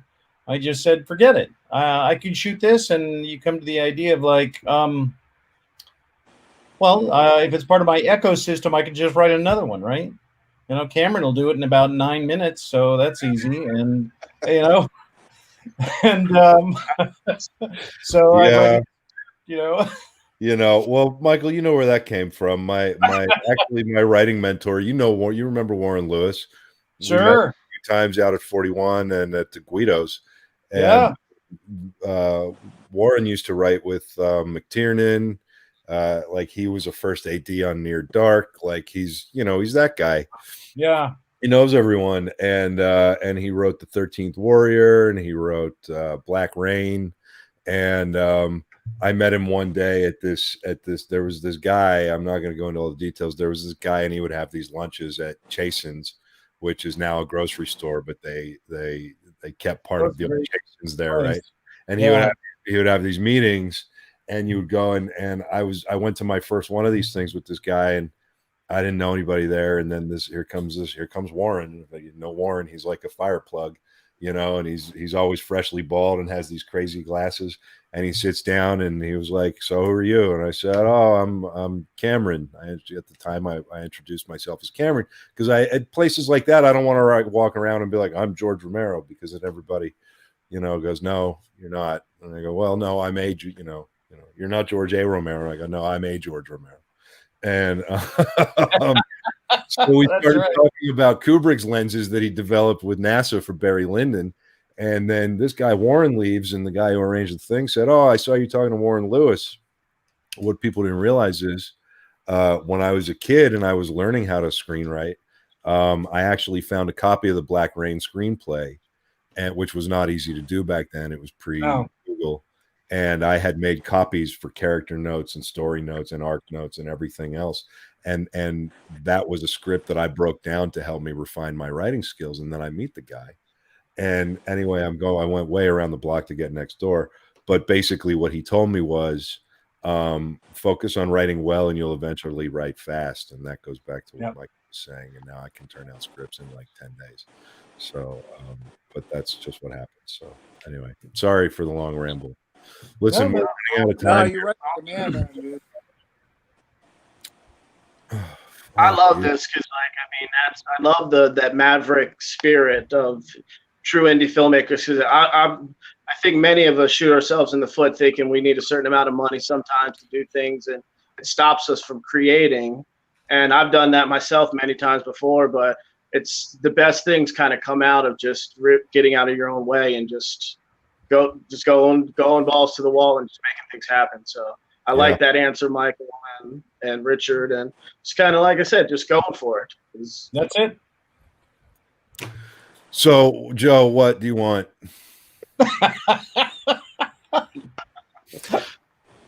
As a producer of this show, I spend lots of time loading pictures and stuff.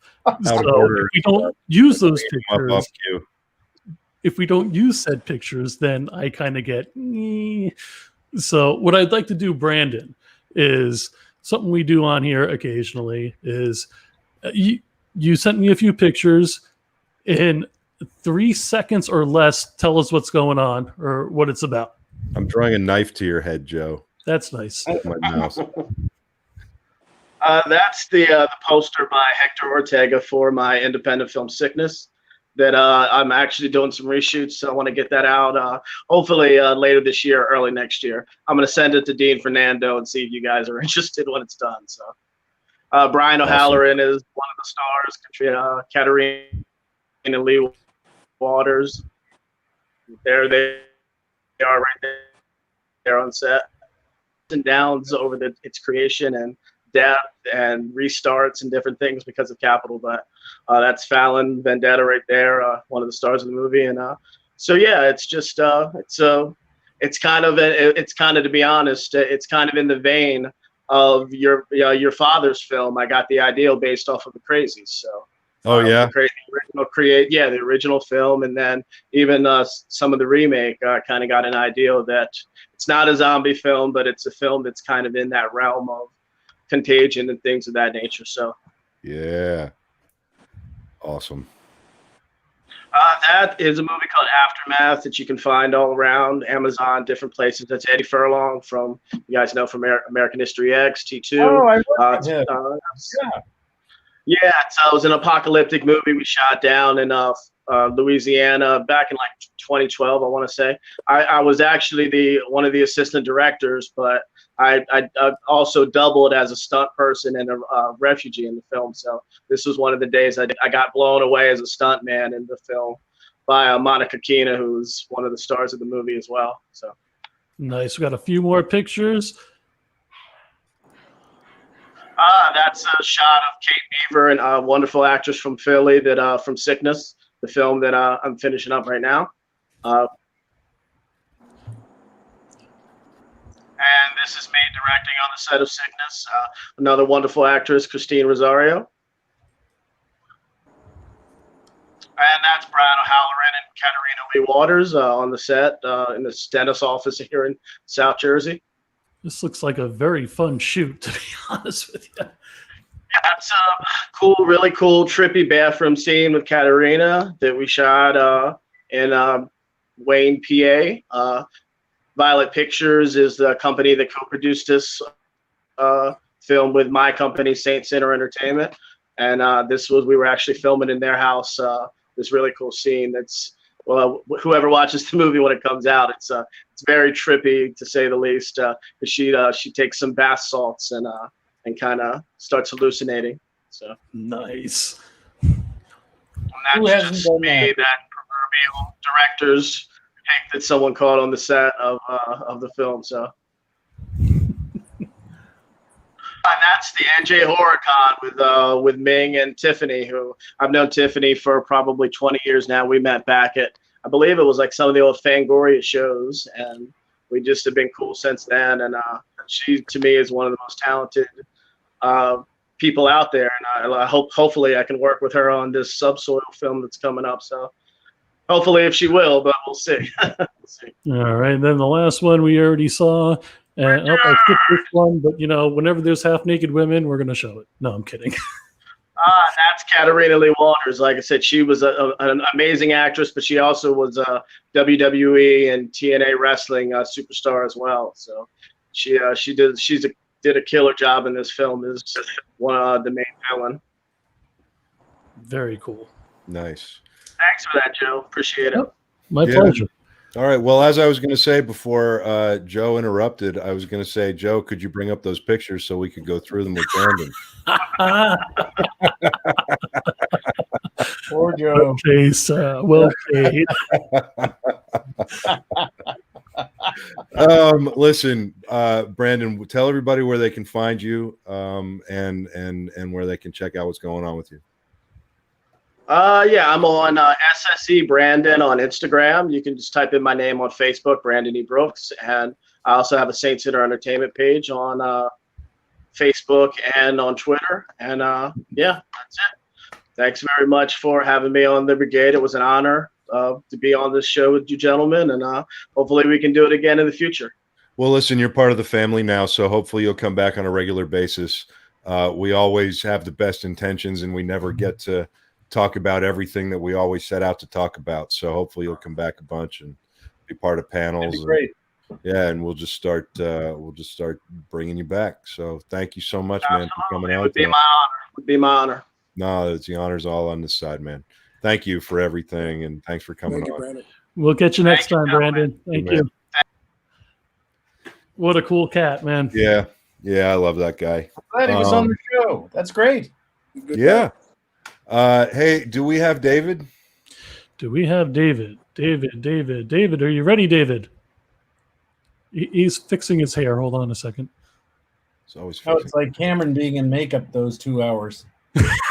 4, Michael. I demand a 4-hour window. Don't lie, Joe. I wasn't fixing my hair. I was plucking my nose hairs, which is even okay. Which sadly I have a lot of these days. Stragglers. And now we enter into the highbrow part of the evening. Welcome, David. The highbrow. That's because people are usually drinking Lowenbrow by this point. Does Lowenbrow still exist? I don't know. So. I don't know. If it doesn't, funny. we should bring it back. When I was a teenager and I drank like a fish, I would literally buy whatever was like $1.99 a gallon. And back in my time, it was Meisterbrow. Do you guys remember Meisterbrow? Meisterbrow. That sounds familiar. Yeah, It was Meisterbrow and Schlitz Ice and Peels. Schlitz. I remember Schlitz. St. Pauli girl. St. Paul. Well, now you're getting into a little bit richer blood there, Mike. I mean, I was. Yeah. What was it? St. Pauli girl? Did you say? St. Pauli girl. Yeah, but it was. Oh yeah, that was expensive. Our expensive stuff was Killian's Red, I think. Killian's Red. I remember that. Yeah. And Red Dog. Oh my God, Killian's Dog, Red. Red Wolf. You know what's funny? I remember when I saw Blue Velvet, and I was so taken aback by what a cool film that was, David Lynch's Blue Velvet, that it actually inspired me to go out and buy Pabst Blue Ribbon because Dennis Hopper would opine for forever in that film about how great Pabst. Well, no, it was Kyle MacLachlan. Mm-hmm. Kyle MacLachlan would opine about how great Pabst Blue Ribbon is. So I go out, I save up my nickels and dimes that I got from collecting bottles probably, and I go out and buy Pabst Blue Ribbon, and boy, that was one of the biggest disappointments in life. Oh, really? I love PBR. Do you really? Yeah. PBR. It's a Pittsburgh thing. Oh, What? there you go. Yeah. Do you know in a national taste test of beer, what beer actually won? I believe this was 2009. Was it PBR? No, it was the Natural line. Oh, God. Natural Light. Won the award for best Natty tasting Light? No. blind taste test. Wow. Oh, God. That's terrible. That's Well, I'm a Pennsylvania guy, so I'm a Rolling Rock guy. Yeah, Rolling Rock was like if you were taking beer to someone's house, you took Rolling Rock. It was And the other thing is, Old Milwaukee was second. Oh, Wow. Milwaukee. I didn't know this stuff still existed. Is Stroh Yeah. still around? Mhm. no. No, I worked for Miller Coors as a national account sales rep about 10 years ago, and it was around then. Well, in Pittsburgh, we had Iron City. We had our own brewery, and we had Iron City beer. We had Iron City. Give me an iron. Give me an Iron City. Then there's the Miller line, the champagne of beers. Yeah. Yes. Miller Genuine Draft. I actually liked Miller Genuine Draft. See, what's But then funny is again- up north it's a premium beer. Down here it's $5 a 12-pack. Well, there you go. Yeah. Oof. But you Anyway, guys, we got off you guys the, also have Big Red Soda, so you guys are all over us. Yeah, I don't know anything about that. So, well, anyway, David, you've got a great show coming up tonight. Don't lie to the people. I have a shitty, boring of me picking my nose and regurgitating same retarded crap that I put out all the time. Actually, we do have a really great show. Tony Timpone is like a legend and icon in the horror field. He was one of the main brilliant men behind Fangoria magazine and Starlog and all those great Fangoria films that came out with Bruce Campbell and such. He's a really, really interesting cat. You never know who else is going to show up. Uncle Scott will probably pop in. He has a new book coming out. So all kinds of silly shenanigans at the top of the hour, at the witching hour. Hey, George, are we going to announce what our big show event is going to be, or are we going to hold off on that? Well, do you want to announce it? Are we like ready to announce it? Let's not. Okay. Because I'll do it. Like, watch this. Watch how ready I am. Well, ladies and gentlemen, the entire nation just got super excited about a viral performance of The Princess Bride that was on, and everybody in the country was talking about it. George and I have come up with something that I think is even bigger, more epic, more star-studded, and stay tuned because we are going to make this Halloween season rock for everybody at home. Yeah, it's going to be fun as hell. So, Yep. Well, listen, I love you and I love what you do with us and for us. And the Brigade would not have begun to be to build without you. So, thank you. I love you. Thank you for being here, and we'll see you in a few minutes. And go watch Mr. Hush because I'm a whore. All right, Yeah. everybody. See you guys in a bit. Because I'm a whore. Richard, Michael, thank you as always for coming on. Absolutely. Great I talk. love you. From the bottom of my heart. And Go, Michael. And thank you for putting up with my crap. nobody's putting up.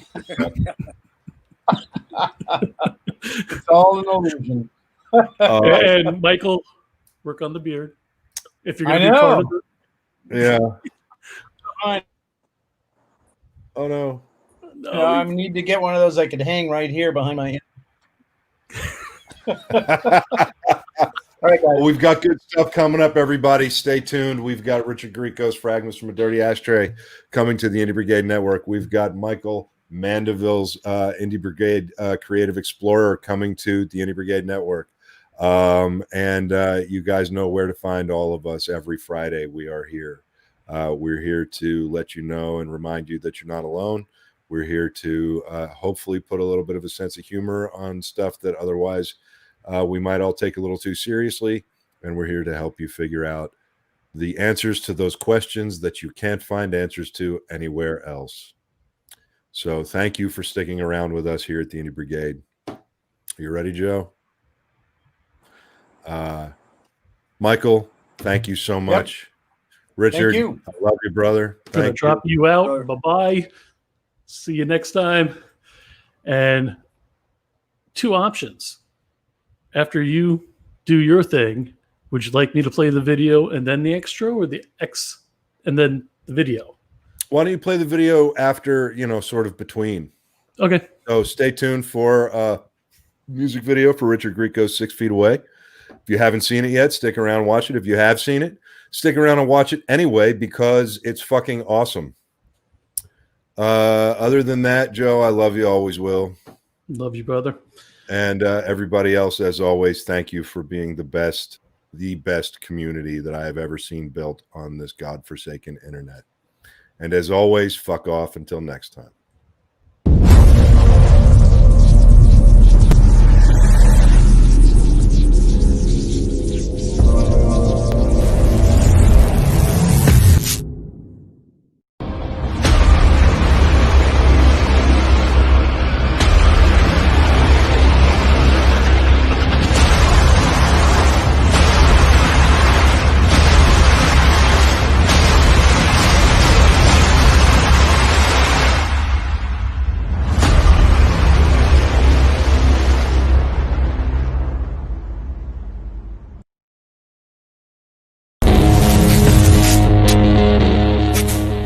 To be an indie means we buck a system that doesn't want us.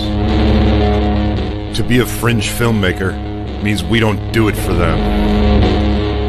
We do it for ourselves. To be an outlaw on the fringe means we'll die before we fail. Be an outlaw.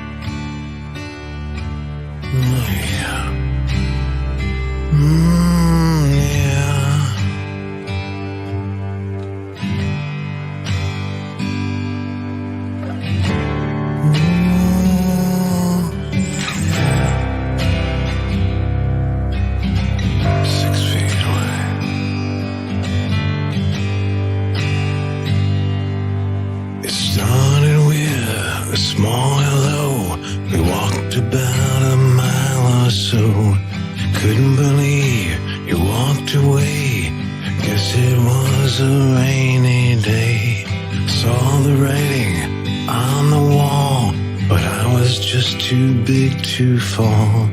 Now you're gone, you went away. I guess everything isn't the same, oh yeah. 6 feet away, yeah, 6 feet away, yeah.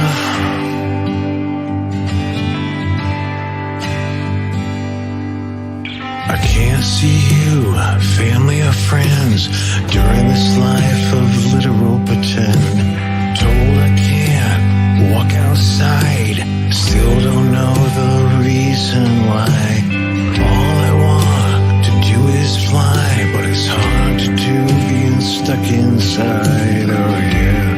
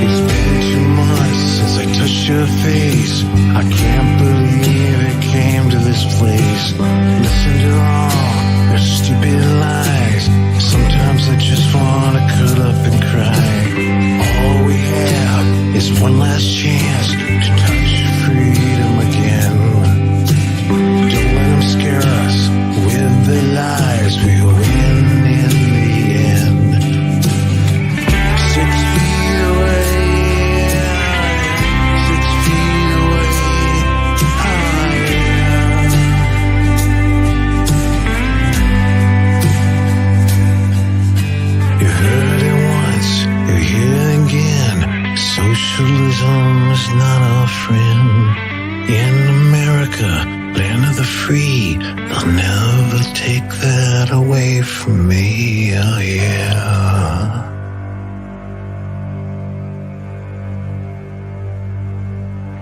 6 feet away. Oh yeah, 6 feet away. Yeah.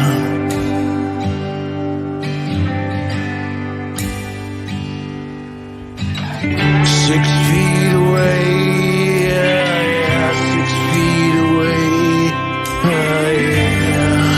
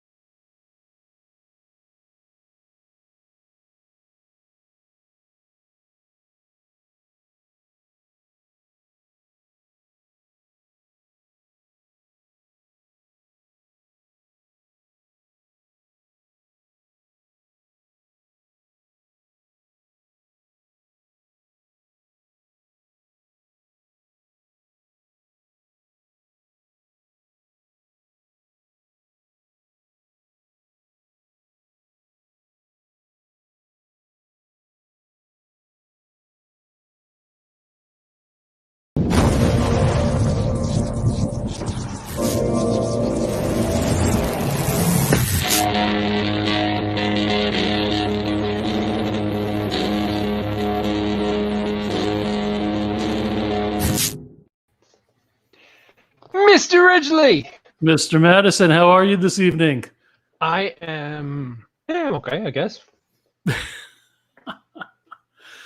So rumor has it you have a fireplace on this time of year. I do. I actually have two on. I have one in my living room on right now and one in my master bedroom. It is quite chilly up here in the woods of Pennsylvania. Wow, you're hitting people in Melbourne right now. How you doing, Doug? How's everything down there where the toilet water goes in the wrong direction? So, I Mr. started to Ridgely, try a Vegemite sandwich. yeah, they actually exist. They do. I would be remiss not to mention on this evening the passing of one of the greatest Supreme Court justices ever, and a absolute warrior, and somebody who's done so many things for the rights of women, and just a great human being. This is not a political thought at all. This is just a moment for Justice Ginsburg, who passed away tonight, and may she rest with angels, because the country needs everybody who fights for what's right. Hey, Sean, how are you? With that being said, it's another crazy Friday night here in the woods of Pennsylvania. And Joe, the night air is crisp and cool. The leaves are starting to turn. And you have that little scent of fall in the air, like people's fireplaces on. I wish my brother Tony was here. I thought you might know what that meant. I had no idea. Okay. I wish your brother Tony was here too, Bill. If something happened to him, I'm sorry. It's very, very fall-like. I think fall is what, in 4 days? 3 or 4 days? Yep. So I'm, as everybody who knows me, certifiable nut tick, and I'm getting super excited to do all kinds of Halloween stuff this Halloween season. What do you think, Joe? So I'm curious, when do you start decorate? When does your family start decorating for Halloween? Mine's starting to do it this weekend. We usually do it around the start of fall. We usually do it where everything is up and out by October 1st. So maybe about 4 or 5 days before October. I have huge animatronics I put out, and I have Michael, a Jason, a Freddy, who's this skinny skeleton guy? I always forget his name. Jack Skeleton? Jack Skeleton. I have all these animatronics that I put up, and that's awesome. Oh, I'm a Black American from Cincinnati, Ohio, living here in Australia. That's awesome. I hope that you're having a great time in Australia. I hope that those mosquitoes that are like the size of Volkswagens aren't chasing you. Tony Timpone. Now I understand. Oh, okay, wow. We were thinking something morbid or something. Yeah, no, I mean, I was actually, Tony is here, so I mean, I don't know why he would wish that. But yes, I get you. Yes, Tony, just because we brought it up, legendary Tony Timpone will be joining us in just a few minutes. Tony is an icon of horror. Everybody in the horror industry knows who he is, and we'll be honored to be talking with him in a few minutes. But before Mr. Timpone comes out, Mr. Ridge is Mr. Uncle Scott around. Mr. Schiaffo, are you prepared? Mr. Schiaffo is here.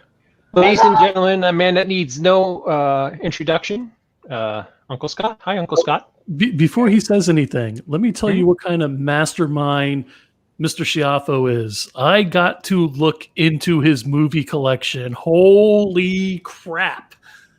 The man is a genius. He's a mad scientist. He is. Well, thank you, sir. I'm glad you're enjoying the server. And David's a part of that as well. He helps me find films that I might not have thought of and get them up there. So we keep it current, and we keep it, we've got every type of genre, every decade. I've got it's insane. It's almost 3,000 films. Joe. Yeah. Joe, when you get a chance. Go ahead. I'm sorry. When you get a chance, we just put up the kid from Stranger Things made this really cool movie where he plays like an Uber driver, Check it out. You'll love it. I don't remember the title. I think the character is like Steve from Stranger Things, the guy who's like the hero guy. Right on. But it's a great movie. Check it out. Will do. Yeah, of course, it's self-serving. I mean, every film I ever worked on is on there. The whole View Askew universe is on there. All the films I've done with David is on there. Films I've done with all of my filmmaking partners are all on there. But every genre is represented, except there's no porn. But tons of horror, tons of classics, tons of 60s, 70s, 80s, 90s. Oh, I'm glad you got to enjoy some of it. Please dig in, man, really. And that I old was shocked. and that old guy who used to say, "I wish my brother George was here," was Liberace. Okay, so that's what that was pertaining to. I wish Tony was here. Okay, got it now. So everybody, Mr. Schiaffo, Uncle Scott has a huge announcement for us tonight. Mr. Scott, I'm you going have to the be floor. full screen. Uncle Scott. I do. Well, as folks know who are kind enough to follow my shenanigans, we've been working on the CD package of the audiobook, which has a 20-page booklet of original artwork from Scott Meany, which I cannot wait for you guys to see, because the artwork is just, I'm gobsmacked by it. It's very personal for me, obviously, but the guy's mind is working on a whole other level, and he took one of the poems and he illustrated it. So you got about 20 pages of artwork, plus all the other artwork within the credits and the track listings. But the CD package is taking forever. Amazon's backed up with their tactile releases, the CD releases with booklets and whatnot. But the Audible is out, and it is rocking, and you guys have responded in kind. So I want to say to you that please reach out to me either on Facebook or Instagram or Twitter. I have a barrel full of promotional codes that I'd be more than happy to give to you to enjoy a promo copy of the audiobook on Audible. So yes, David was kind enough to put me on. Hey, what's up, Brandon? Put me on a little earlier tonight so I can jump on and say, yes, I'm excited. The book's finally out on Audible, and it's doing well. And I have all these cool free copies I want to give away. So all you got to do is reach out to me either in a DM in Facebook, DM on Instagram, an email. Tell me you'd like to have a promo copy. I got about maybe, it's first come, first serve. I'm not going to tell you how many there are, but reach out to me. I'd be more than happy to share some promo copies of that with you. And the CD with the booklet, I don't know. It's out of my hands. I'm hoping by Christmas now. I mean, I don't know. It could take longer. I don't know, but they're really backed up, and the proofs, they're used to 4-page booklets. So 20-page booklet, I guess, gets put on a different level of on their priority list or whatever. But and we don't want to release it without a proof because we want to be sure it's correct.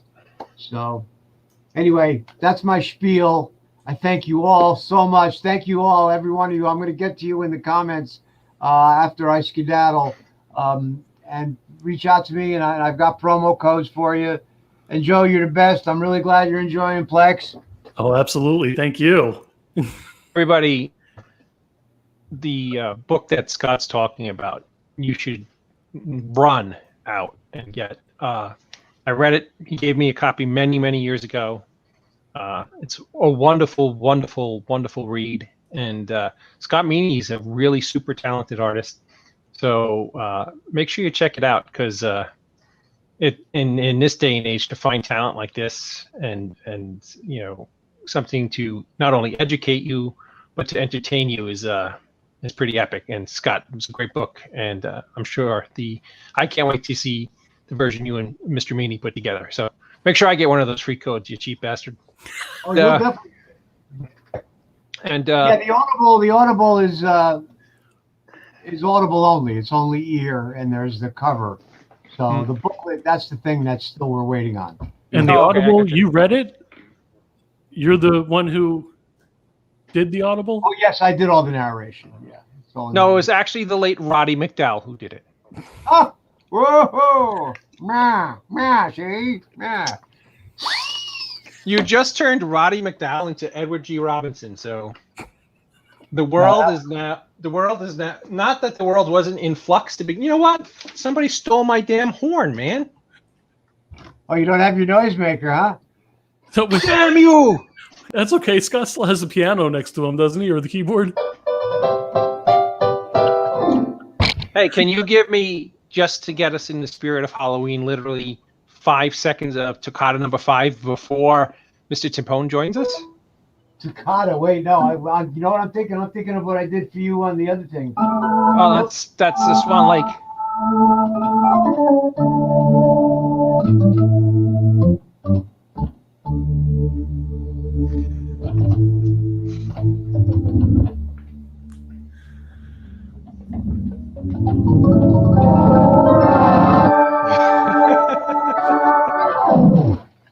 I'm all backwards here. Anyway, guys, it's great seeing you. Dave, thanks for having me on a little earlier so I could come up and make my little announcement about the Audible book's out. Please go check it out. Reach out to me for your promo code. You get a free Audible download. But we're waiting on that CD. I don't know when that's going to be ready, but the 20-page booklet, I just can't wait for people to see. That's, you know how much I love Scott's artwork. But he will announce it here once the CD is available. Absolutely. And there will be free copies to be had then, too. Ladies and gentlemen, Uncle Scott, are you going to be in the green room for later, or are you going to check out on us? I'm going to be buzzing around. I'm going to be All in and out of this studio. I got some cat issues. We got to take care of one of our cats. They had a litter box incident, and it got a little funky. So I'm the one who gets to clean that up. Dude, I get it. Pussy always in front of friends. Go and take care of your cat. And I will talk to you later, Uncle Scott. All right, you guys rock. Thank you. Thank you, Scott. Our guest tonight really needs no introduction in the horror community. Not only is he a wonderful writer, he's a great filmmaker, a great producer. He's just a guy who gets things done. He's also a dear friend of mine. Well, he's there, but he's not there.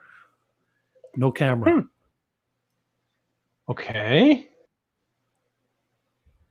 Does it look like he's on? I'm sorry? Mic on? Yeah, it looks like his mic may be on, but you're still glitchy that we're hearing from some people. I'm glitchy. You know what's funny? I changed my server and everything. But watching me here on StreamYard, I haven't seen me, like usually when I'm glitchy, I see like the little circle pops up, but I haven't seen anything like that tonight. Fair enough. I'll bring It was funny Tony when I was watching George's show, Brandon seemed really glitchy, and at times so did Michael. So maybe it's just the internet tonight. Maybe. This particular program uses each person's internet, so it's internet specific to that person. It's not on the program end. Do you want me to bring Tony up? Sure, absolutely. Ladies and gentlemen, Mr. Tony Timpone. Hey guys. Tony, did you turn your camera off? Because we can't see you at all. I don't think so. I'm pressing the camera. Let me start from the beginning. Yeah, it says camera 1 facing front. Can you see you on it? I see you guys. No, I don't see me. What I may suggest is backing all the way out and trying to come back in, and it may ask, for camera permission. Fair enough. You did glitch out on my end tonight too. You know what? Everybody is out to get me, I think. There's there Tony. He is. Joe, you had the right idea. Oh, great. It's good to see you. Yeah, good to see you guys. I tried to get away so my there we go. There you go. What a handsome fella. Thanks. Oh, thank you. Oh, you weren't referring to me. Sorry. You know, Joe, me and Mr. Timpone grew up in the same neighborhood at the same time. And as you could tell, the neighborhood, only made top-notch handsome talent. I'm sorry, Tony. So, Tony, how are you, my friend? I'm doing fine. Yeah, getting through this pandemic. Both feet still on the ground, and getting lots done despite all the craziness and all the lockdowns and all the insanity. I know that you are a connoisseur of horror, somebody who absolutely loves horror. And usually in the beginning of my show, I either look at old antique toys or films, or suggest things that people should watch during the pandemic. Mm-hmm. I wanted to show you a toy because I know you will dig it, and perhaps maybe you know about these already.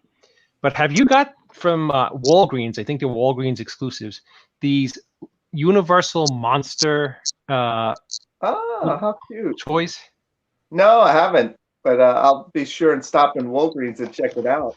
I know that you're like me, is a certifiable Universal Monsters nut. Do you remember when we were kids?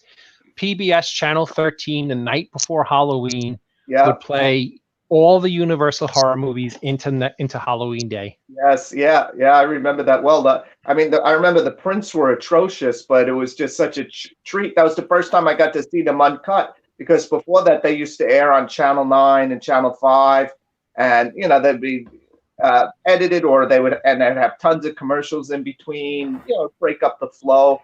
And Channel 13 was the first time I got to see them without commercials. And I remember freaking out because like the running times for like Frankenstein and Dracula, the 31 films were like 67 minutes and 69 minutes. And I remember thinking to myself, wait, that can't be. Well, when I first saw it, it was on the 4:30 movie, and it was an hour and a half. And I realized, oh, wait a second, you have to include all the commercials. So. Yes, it was absolutely fantastic because they would start with Frankenstein, and then they would play Dracula, and then they would play Bride of Frankenstein. They would do them in chronological order, right? And PBS had no commercials. And Joe, it was literally like you died and gone to heaven if you were a horror fan. Here's what the little Frankenstein looks like. Oh, cool! Kind of cool. Yeah. And the little Dracula's kind of reminiscent of Lugosi. Oh, no doubt.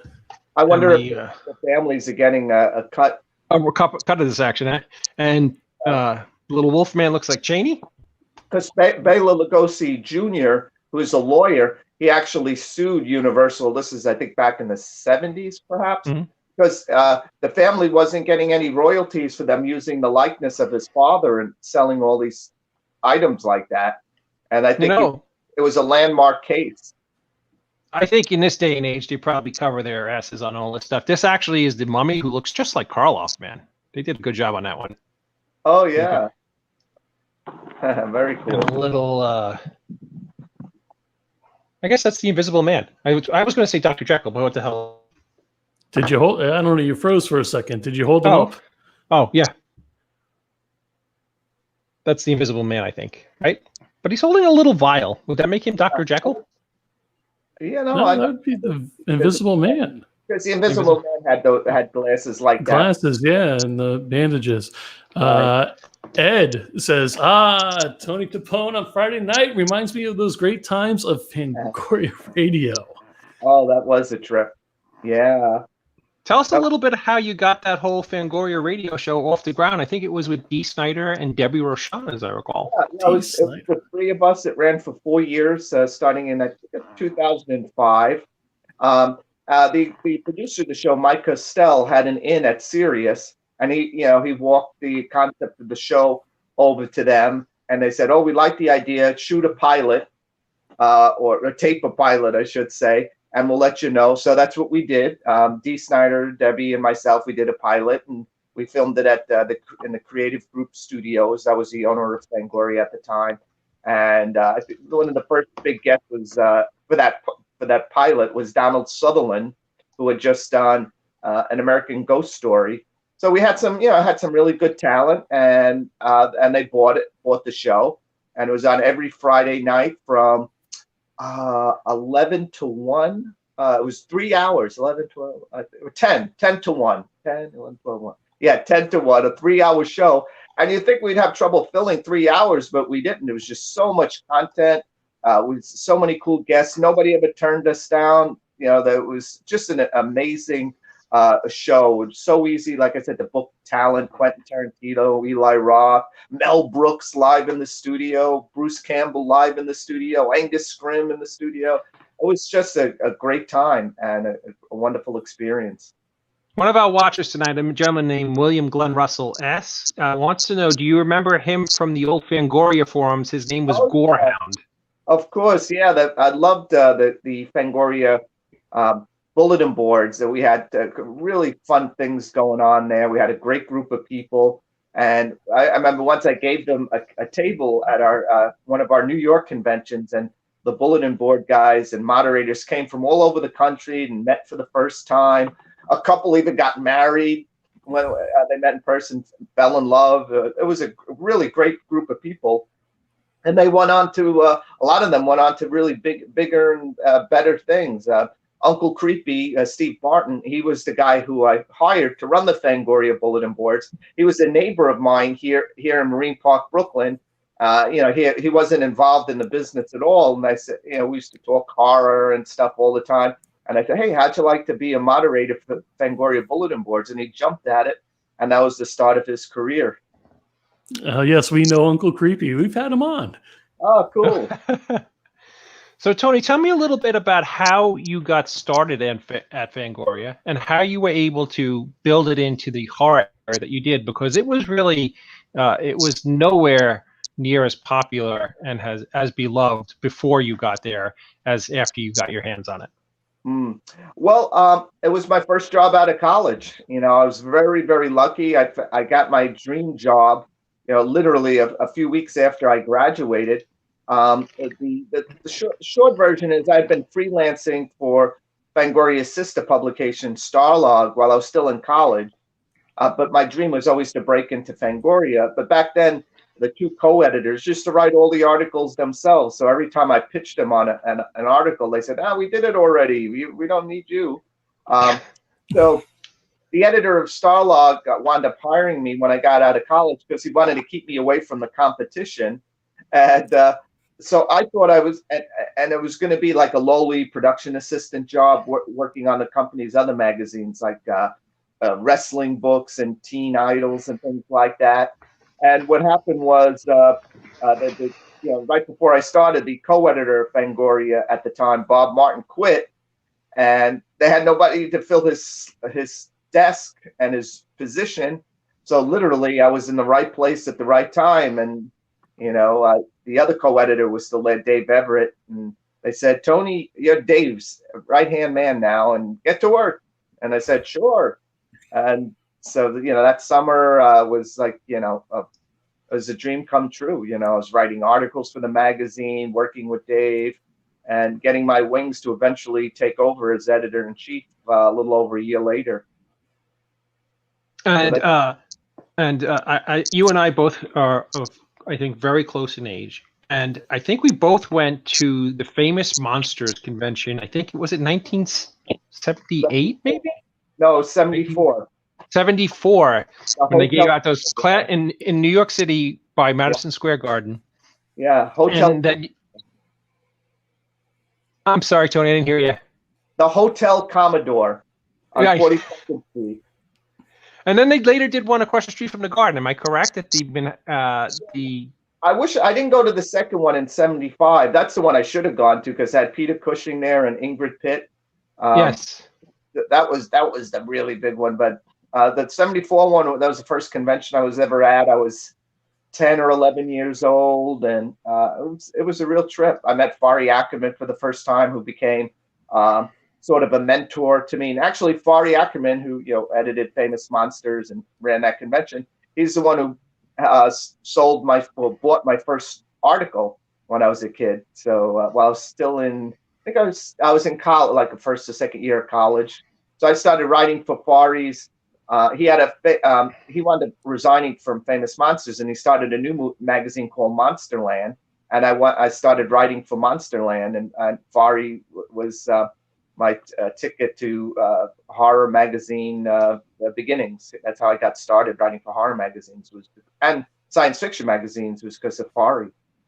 Fari was a wonderful, wonderful human being, and Fari Ackerman had the greatest horror collection, bar none. I know Dan Roebuck says he has a great one. I know Tom Savini says he had a great one. They're absolutely pikers compared to Forey Ackerman's horror convention, horror collection. The best one is Bob Burns's in Burbank.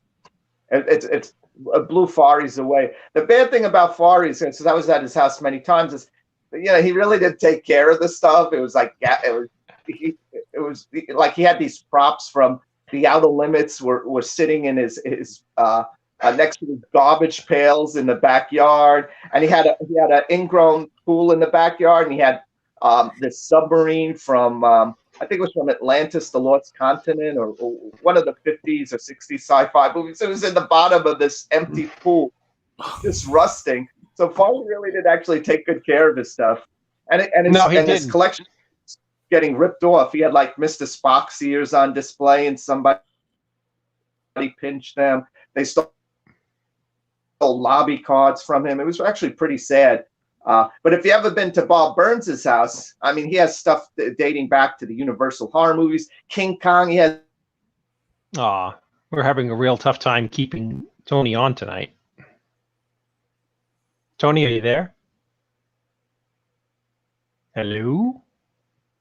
Joe, am I here? Someday an alien, when he passes, he's donating it.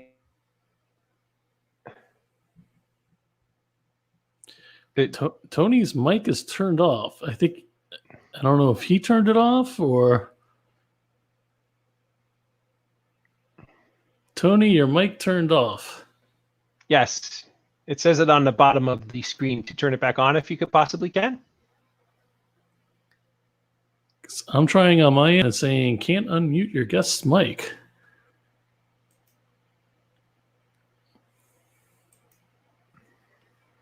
Joe, just so you there I am. There he is. So, Joe. So what was the last thing you heard? You were talking about Forey Ackerman not taking good care of his collection. Okay. Right.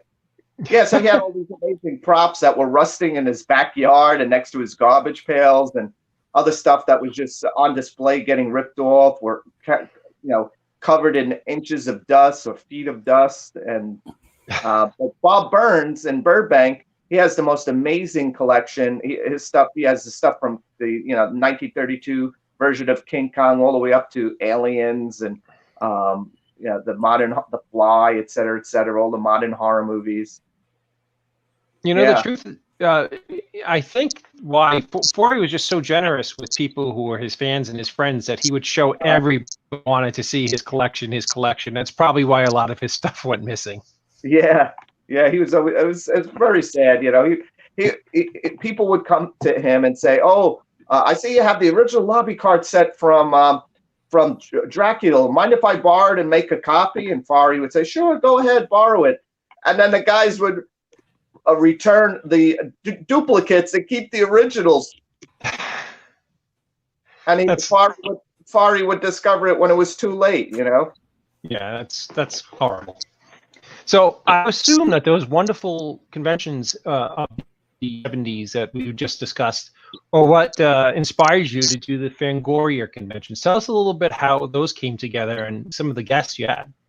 Well, it wasn't my idea to do the Fangoria conventions. They started the same year I started at the magazine. There was a Fangoria convention in 1985, the same year I started in New York City. And that's where I met Bob Martin, who was the co-editor at the time, and Caroline Monroe was there, and Tom Savini, Michael Berryman, et cetera, et cetera.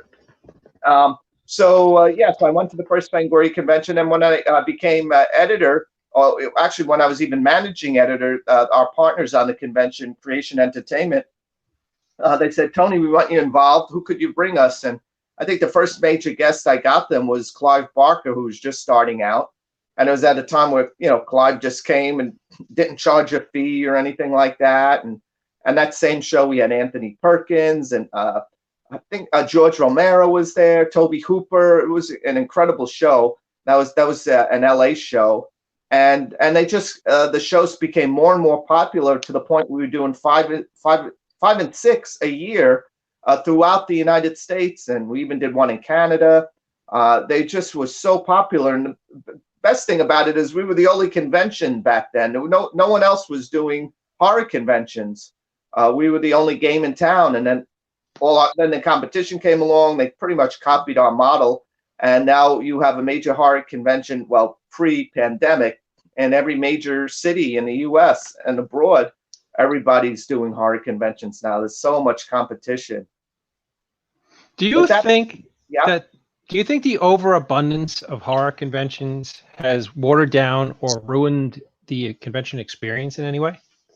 Well, some of the fun has gone out of it is because now it's such big business.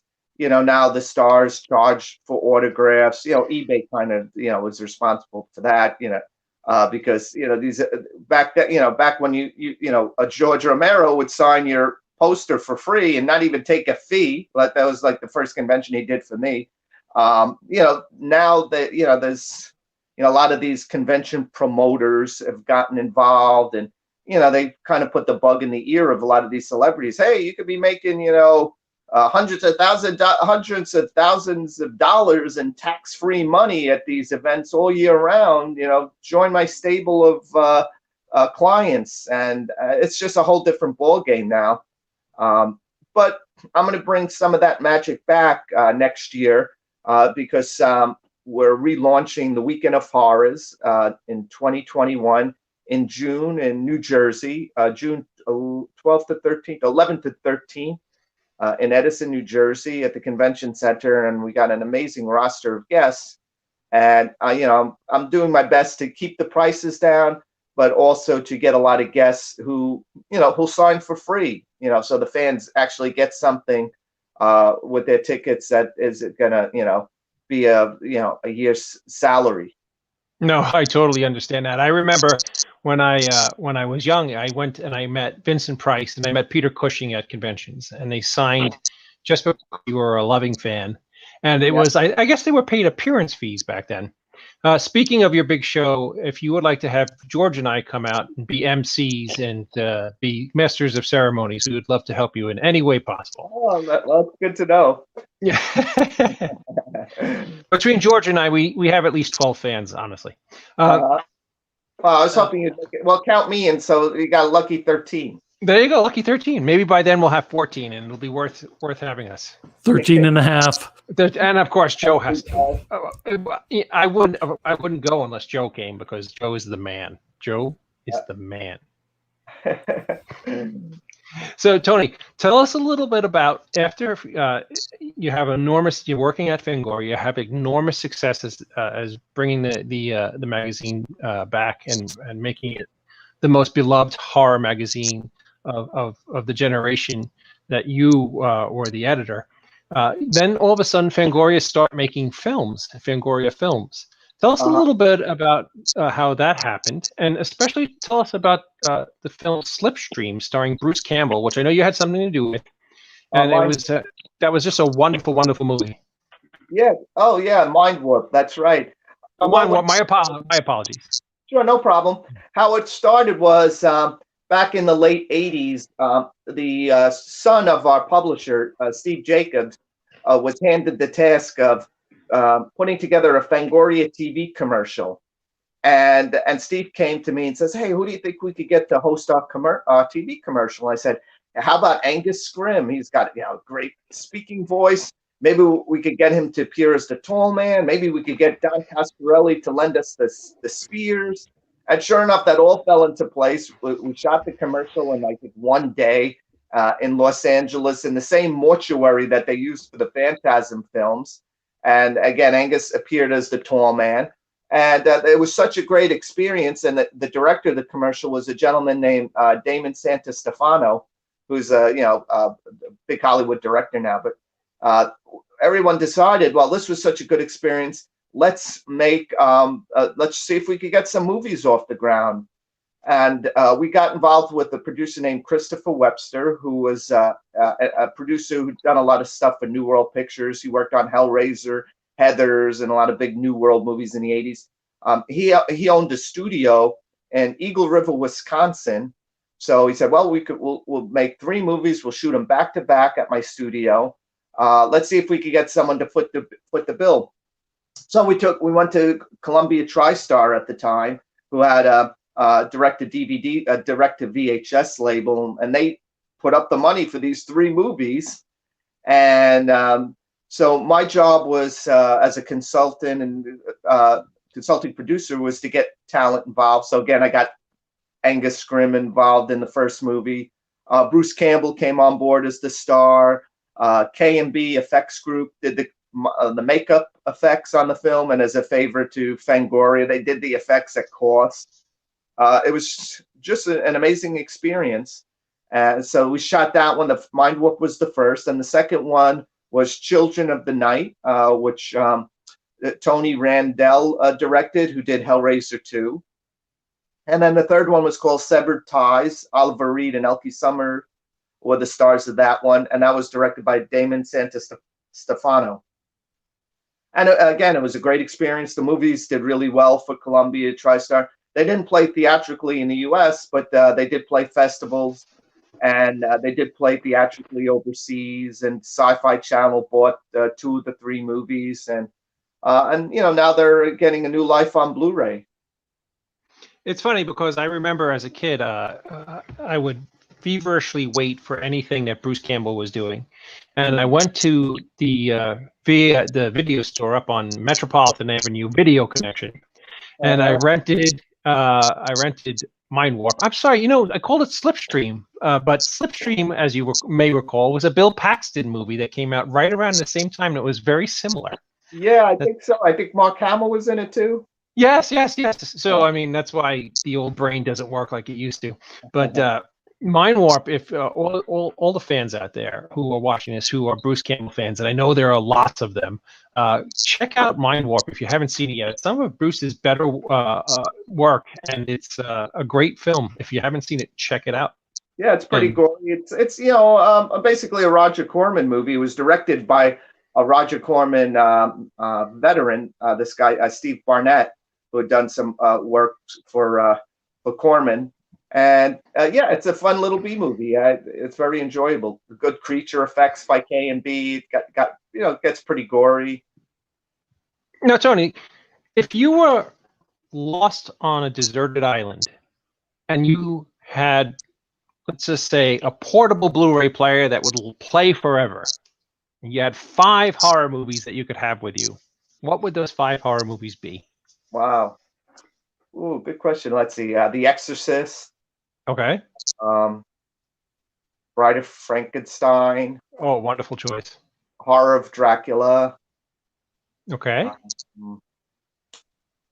I like the demonic movies, so my final 2 would probably be Rosemary's Baby and The Omen. I love that satanic trilogy: Rosemary's Baby, The Exorcist, and The Omen. 3 films to death. So I'd say those would probably be my 5. I'm surprised. I thought Fright Night would have been one of your 5. I like Fright Night a lot, but it wouldn't be my Desert Island disc. It was funny because I remember maybe about 5-6 years ago, you threw a screening in New York City for one of the new Fright Nights. And I was all excited to go out and see that. And it was a Fright Night that was made. Was it Bulgaria? Yeah, I think so. Yeah, Fright Night Part 2. Part 2. Yeah. And let's just say, really carry the great Fright Night legacy with it. I'm sorry. Did you? You know what? I shouldn't have said that. Did you have anything to do with that movie?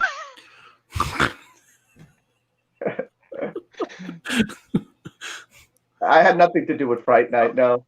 Oh, okay, Fright Night 2 Part 2. Did you see that one, Joe? There's a Fright Night 2 Part 2. Well, you know what's funny? It's really not a Fright Night 2 Part 2. There was, of course, Part 2, the original. Yeah, Tommy Lee Wallace's train wreck that unbelievably bad. And then there was a Fright Night remake with Colin Farrell. Oh, it's awful. Yes. And then there was a Fright Night 2 that didn't have Colin Farrell. That was it really didn't make any. It was no part of any canon. It was more of it was more of another remake, just set in another country. And, right. A lot of the same characters and character names. but there was no connection with the remake, and it pretty much told a very similar story. But it was actually better than the Fright Night remake, and also better than Tommy Lee Wallace's Fright Night Part 2. So I have to give it a little credit for that. Maybe it was the different locale, but it's actually not, halfway decent. The Fright Night 2 part is the second best Fright Night and anything, but it's really not saying much, sadly. Well, I'm going to have to look that up. Tony, Brandon has a question. Are you a part of the creation of the new independent horror cinema that Fangoria is making? Loved horror noir. Well, I have nothing to do with horror noir, but the second to last recent owner of Fangoria, Dallas Saunier, he had engaged me as a consultant to Fangoria's new theatrical company. So I was, bringing him projects, scripts, bringing talent to him. But none of those actually went into production, though. He produced like 3 or 4 Fangoria movies in the last few years, and has also acquired some other ones. But since then, in the last month, he's since sold the company to new owners. So I would imagine they'll be ramping up more Fangoria movies, and I hope to be involved behind the scenes once they get going. The next issue of Fangoria will be out this October. With current editor is still involved with the magazine, Phil Nobile Jr., who's doing an amazing job as editor. I still have a column in there, and that'll be out in October, where I'll pay, in my column Elegies, I'm going to pay tribute to late Fangoria editor Bob Martin. It was awesome. I think about a year or maybe a year and a half ago when Fangoria relaunched, I was blessed to be with Tony in New York City at Forbidden Planet, which is one of the coolest stores in the entire country. And we had a signing of the first issue of Fangoria in a long time. Brian O'Halloran came out with me, and Stephen Mena was there, and there was a whole bunch, Phil Noble was there, and a whole bunch of really, really wonderful people. And Joe, we had a line in New York City around the block. That's how excited everybody was to have Fangoria back. Yeah. Is that where this picture is from? No, that picture, oddly enough, is from my documentary film Middle Village, in which Tony was kind enough to meet me in the park that is right in the center of Middle Village that we both played in as kids, where he shot his segment for my documentary film Middle Village. We look too happy there. I look like Ant-Man to Thor. Wait a minute. Which Thor are you referring to? Not Marvel's Thor. It's not very nice of you, Mr. Ridgely. Sorry. Are you saying big, fat, drunken Thor, maybe? No, the original. See, this one have this magical power. Watch. The show just went up 5 notches. So, Mr. Timpone, what are you working on currently? Let's see. I know you're always super busy. Yeah. Well, the COVID kind of put a damper on some of these movie projects that I had going. I've been trying to raise money for some films, not all horror. So that kind of put the kibosh on that for a while. So I've just been writing, doing my column for Fangoria, waiting for the things to kick it to gear with the new owners, and working on the relaunch of the Weekend of Horrors conventions, trying to plan the show. And we have announced an amazing stable of guests for June, which people could check out at www.creationent.com. And you'll see like all the major stars from The Walking Dead are going to be there, and a lot of the masters of horror will be there. The great slasher directors in the 1980s are coming. It's going to be quite a show, unless the pandemic part 2 happens. So that's it. 2021 is going to be a big convention year for me. I haven't done I haven't done a Weekend of Horrors probably. I think 2009 was the last one. So it's been 11 years, but we got putting the band back together and going to recreate some of that convention magic and give the other shows a run for the money. No, absolutely. And the thought of celebrities signing at these conventions for free is just mind-boggling. And I hope you could pull it off, because especially in this day and age where so many people are out of work and so many people have such hard times. Yeah. It's actually a really, really nice and Can you wonderful disclose what cities you're aiming for? Well, definitely New Jersey is the first one. Second one's probably going to be Chicago. We're looking at Las Vegas. Those are the first three. Yeah. I think Joe's trying to lobby for Orlando or Tampa or somewhere in Florida. Miami, Orlando, Tampa. Yeah. Well, we did 2 shows in Orlando back in the day. They really weren't that successful. I think we had too much competition from the theme parks or something. We had great guests, but they didn't. They weren't quite as big as like Chicago, New York, LA, which were always off the hook. But I'd be willing to give it another shot, because I'd love to go down to Orlando again and do a show there. Tampa is becoming a big film town. So. Oh really? Okay, maybe yes. Tampa. Yeah. Hey, Tony, in 2018, in conjunction with Fangoria magazine, I threw a convention at Wild West City, and I combined an old haunted Western town with a modern day horror convention. You should look into doing something hybrid like that. It was a blast. And you had a good turnout? We had a great turnout. It was a wonderful, wonderful weekend. And there was cowboy shows, cowboys fighting fighting monsters. We had the headless horseman ride through town every night, and it was just it was a crossover between the experience of meeting your favorite celebrities at a convention, but also having entertainment and a theme park atmosphere around it. It was absolutely mind-boggling. Wow, very nice. David, I have a couple of more pictures on here that we didn't hit upon, and I would love to, if we could, if Sure. Tony can actually see that. Yeah, that was one of the first books I edited for Fangoria. It was a collection of reprinted articles, basically. Yeah, that was a fun book to do. Yeah, hardcover. Well, that's a joke cover. That ACT magazine never existed.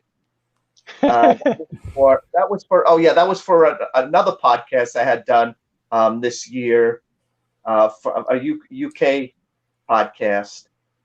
How dare they not make that cover? I mean, if anybody, really, yeah, that is really cool. Yeah. And then there's this picture. Oh, yeah, that was for a Sci-Fi Channel special. No, I think it was Chiller Network. Chiller 13. Yeah, that's right. You Good did a stuff. show, I think, a Halloween time about 2 or 3 years ago, where all the great horror experts like yourself were on talking about the best horror films of the generation. Eli Roth's History of Horror. It was a 7-part series on AMC. Yes, That's right.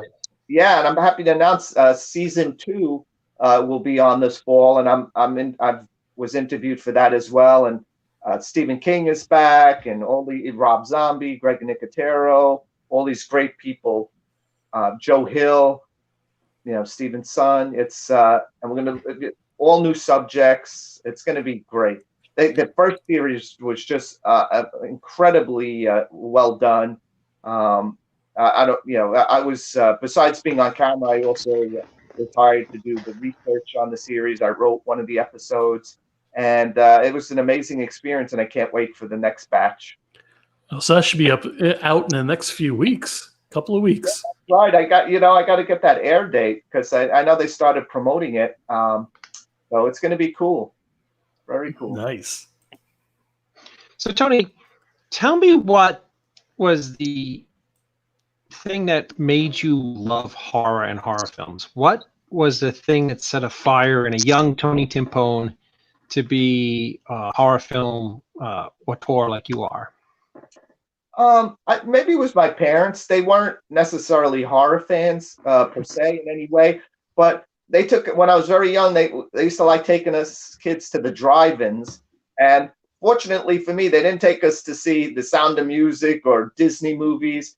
They would take us to AIP movies like Scream and Scream Again, or Frogs, Hammer films like Dracula's Risen from the Grave, and Frankenstein Must Be Destroyed. So those are the kind of movies I grew up with. And then I started, reading Famous Monsters. But even before that, I would be watching with my dad movies like the Lugosi Dracula as a kid. And I remember getting so scared in the beginning of the film when Renfield shows up at Dracula's castle and being so frightened by the cobwebs and the spiders and stuff. And I think my dad even sent me to bed because I was so scared, not realizing that nothing else scary ever happens in the movie after that first 10, 15 minutes. So that kind of put the spirit in me, I just, I loved watching the horror movies on TV, buying also comic books and Famous Monsters of Filmland, the Monster Times, and just always being captivated by the scary stuff and things that go bump in the night. Were you a big Dr. Phibes fan? Yes, absolutely. Yeah, yep. I think did I see? I'm not sure if I saw the Phibes movies in the theaters. No, I think I saw them on late night TV. I think it was CBS Channel 2 aired them in the tri-state area. And Chiller. And I was a huge Vincent Price fan. I loved, I saw The Witchfinder General or The Conqueror Worm in the movie theaters as a kid. And I used to love watching the AIP movies on the 4:30 movie. And then later in life, I corresponded with Vincent Price, had him as a guest at a convention, and that was another dream come true to finally have him, on a stage at an event I was producing, and it was just an amazing night. He was great. That was back in 1990. It was funny because in the mid-'80s, my brother Bob had developed a great friendship with Vincent Price. They worked at the Roundabout Theater together on a show called Diversions and Delights. Yes, of course. And then my brother Bob did a bunch of in the 80s. Price did a bunch of horror mystery cruises, believe it or not, where a play would act out where somebody was killed, and then everybody involved would try to figure out who the murderer was. And they were these cruises that just went around New York City. They weren't like where they would go out to the ocean. My brother Bob got to perform with them on that. So I remember as a young man, Vincent Price, I went with my brother Bob to the Roundabout Theater where he was performing in Diversions and Delights at the time, the play. And I remember him being such a wonderfully charming man, soft-spoken, but he had a voice that literally, when he spoke, it wasn't like you heard it. It was like a vibration that went in you. He had like the greatest voice and persona. And it's sad because this generation really doesn't have iconic, legendary actors like Karloff and Price, and I don't know why that is. Yeah, we don't have they don't have the staying power like they used to. It's now everything is such a factory where they're just feeding a video on demand pipeline, and nothing really has legs anymore like movies did when we were kids, when a film would run for months and then it would go into second run theaters like the Arion and the Drake the Drake, and then the really big movies they would re-release a few years later because it was before VHS, so a whole new we could rediscover those films again every couple of years on the big screen, and even in the 80s and 70s when cults would emerge and around films like Eat Halloween and Evil Dead, and everything is just product now. Even these really recent films that I consider classics like It Follows or The Witch, they don't have the staying power of like these other movies like The Halloweens and The Exorcist, and you know, because everything is so much product now just to fill, you know, the pipeline.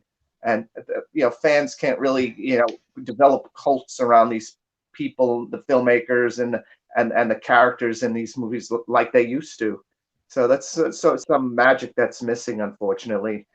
Yes, back in the day, if Boris Karloff or Bela Lugosi or Vincent Price or even Peter Cushing would say one line, you would know, hey, that's Karloff, that's Price, that's Cushing. And we just don't have that anymore. Yeah, so, I Tony. mean, so we have is Robert Englund. You know, since he stopped making Freddy movies, yeah, he just shows up in like B movies and Z grade movies now. He's not really, unfortunately, getting the cinematic respect he deserves, and which is unfortunate. Absolutely. Well, Tony, where can everybody who's watching us tonight find you? Well, I have a Facebook page. I also have a Twitter at Tony Timpone 1, and also Instagram, which is Timpone Tony. So yeah, I try to keep fans updated on what's going on, movie recommendations, TV show recommendations. I'll post them on my various social media. So that's the best place. And when the Fangoria website is back up, fangoria.com, you know, I do articles to them all the time. And of course, in the pages of Fangoria magazine, which will be the next issue's coming out in October. You'll see my column there. So yeah, you can follow me at all those places. Tony, as always, thank you for being a friend of mine. Thank you for always having my back. Thank you for joining us on the end of the night. You are, in my eyes, a living legend of horror, an icon. Thank you so much for joining us tonight, pal. Thank you, David. Thank you, Joe. It was a real pleasure and a real honor, and I appreciate all your great questions, guys. As always, you're super interesting. You're super smart, and everybody check out Tony's work because he is just a great guy. Again, thanks, Tony. Thank you, guys. Good night. Have a good night. What an awesome guest. No, Tony's the coolest. And he's really just like an encyclopedia of horror knowledge. He's just a wonderful, wonderful guy, a smart guy. And, I'm sorry everything's so glitchy tonight. My apologies. It is what it is. It's the world as we know it in 2020. You know what's funny? It seemed like all summer the shows went really, really smoothly with no glitches at all. And now that you think maybe it's because school is back on or colleges are open or something that the... Me personally, I think it's because you have your fireplaces on. Fireplaces have been, like windmill cancer, fireplaces have been proven to ruin internet reception. It's that whole Wi-Fi thing, yeah. So, is Mr. Schiaffo still in the green room? I do not see Mr. Schiaffo. Wow, what a hack he turned out to be. He got to hawk his stuff his way. And then when I need him, he's gone. Thank you, Mr. Smith. I'm glad you liked the show. What do you think, Joe? Thank you, Mr. Brooks. You were wonderful, by the way, tonight. You're a smart guy and a great filmmaker. And everybody I know, you know a lot of the same people. Everybody I know says nothing but wonderful things about you. So keep up the good work, Mr. Brooks. He's a class act. Yes, unlike me, who's a class hack. Where the hell? My desk is a mess. I have little Frankenstein monsters on it. I need to clean this train wreck up. God bless Tony Timpone. Uncle Scott is busy. Do you do any impressions, Joe? I can do an impression of a long-haired fat guy. Okay. Any long-haired fat guy in particular?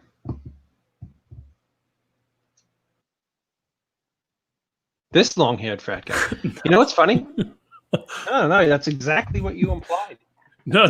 I was implying myself, but that's not very nice. Where's my George E. Romero when he need him? Because I don't have my sticky note of my lineup, and I'm like panicking because I'm going to screw it up. Is this it? There's nothing like old friends and good places. What What the hell is that? That's like a beer commercial you're reciting.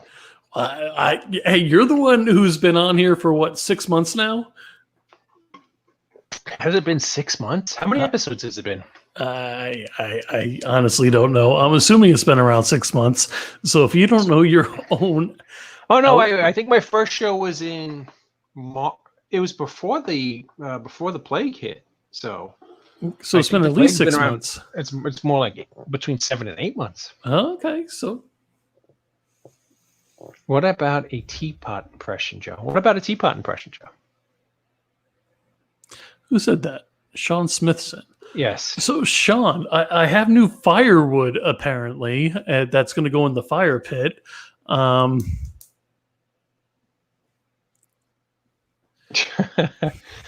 there you know, Lance Wagner.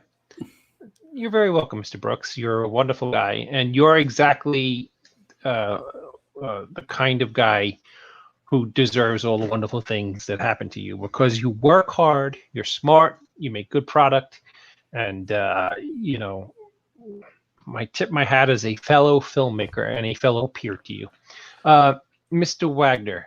No, wait a minute. First of all, Sean, I'm not kidding.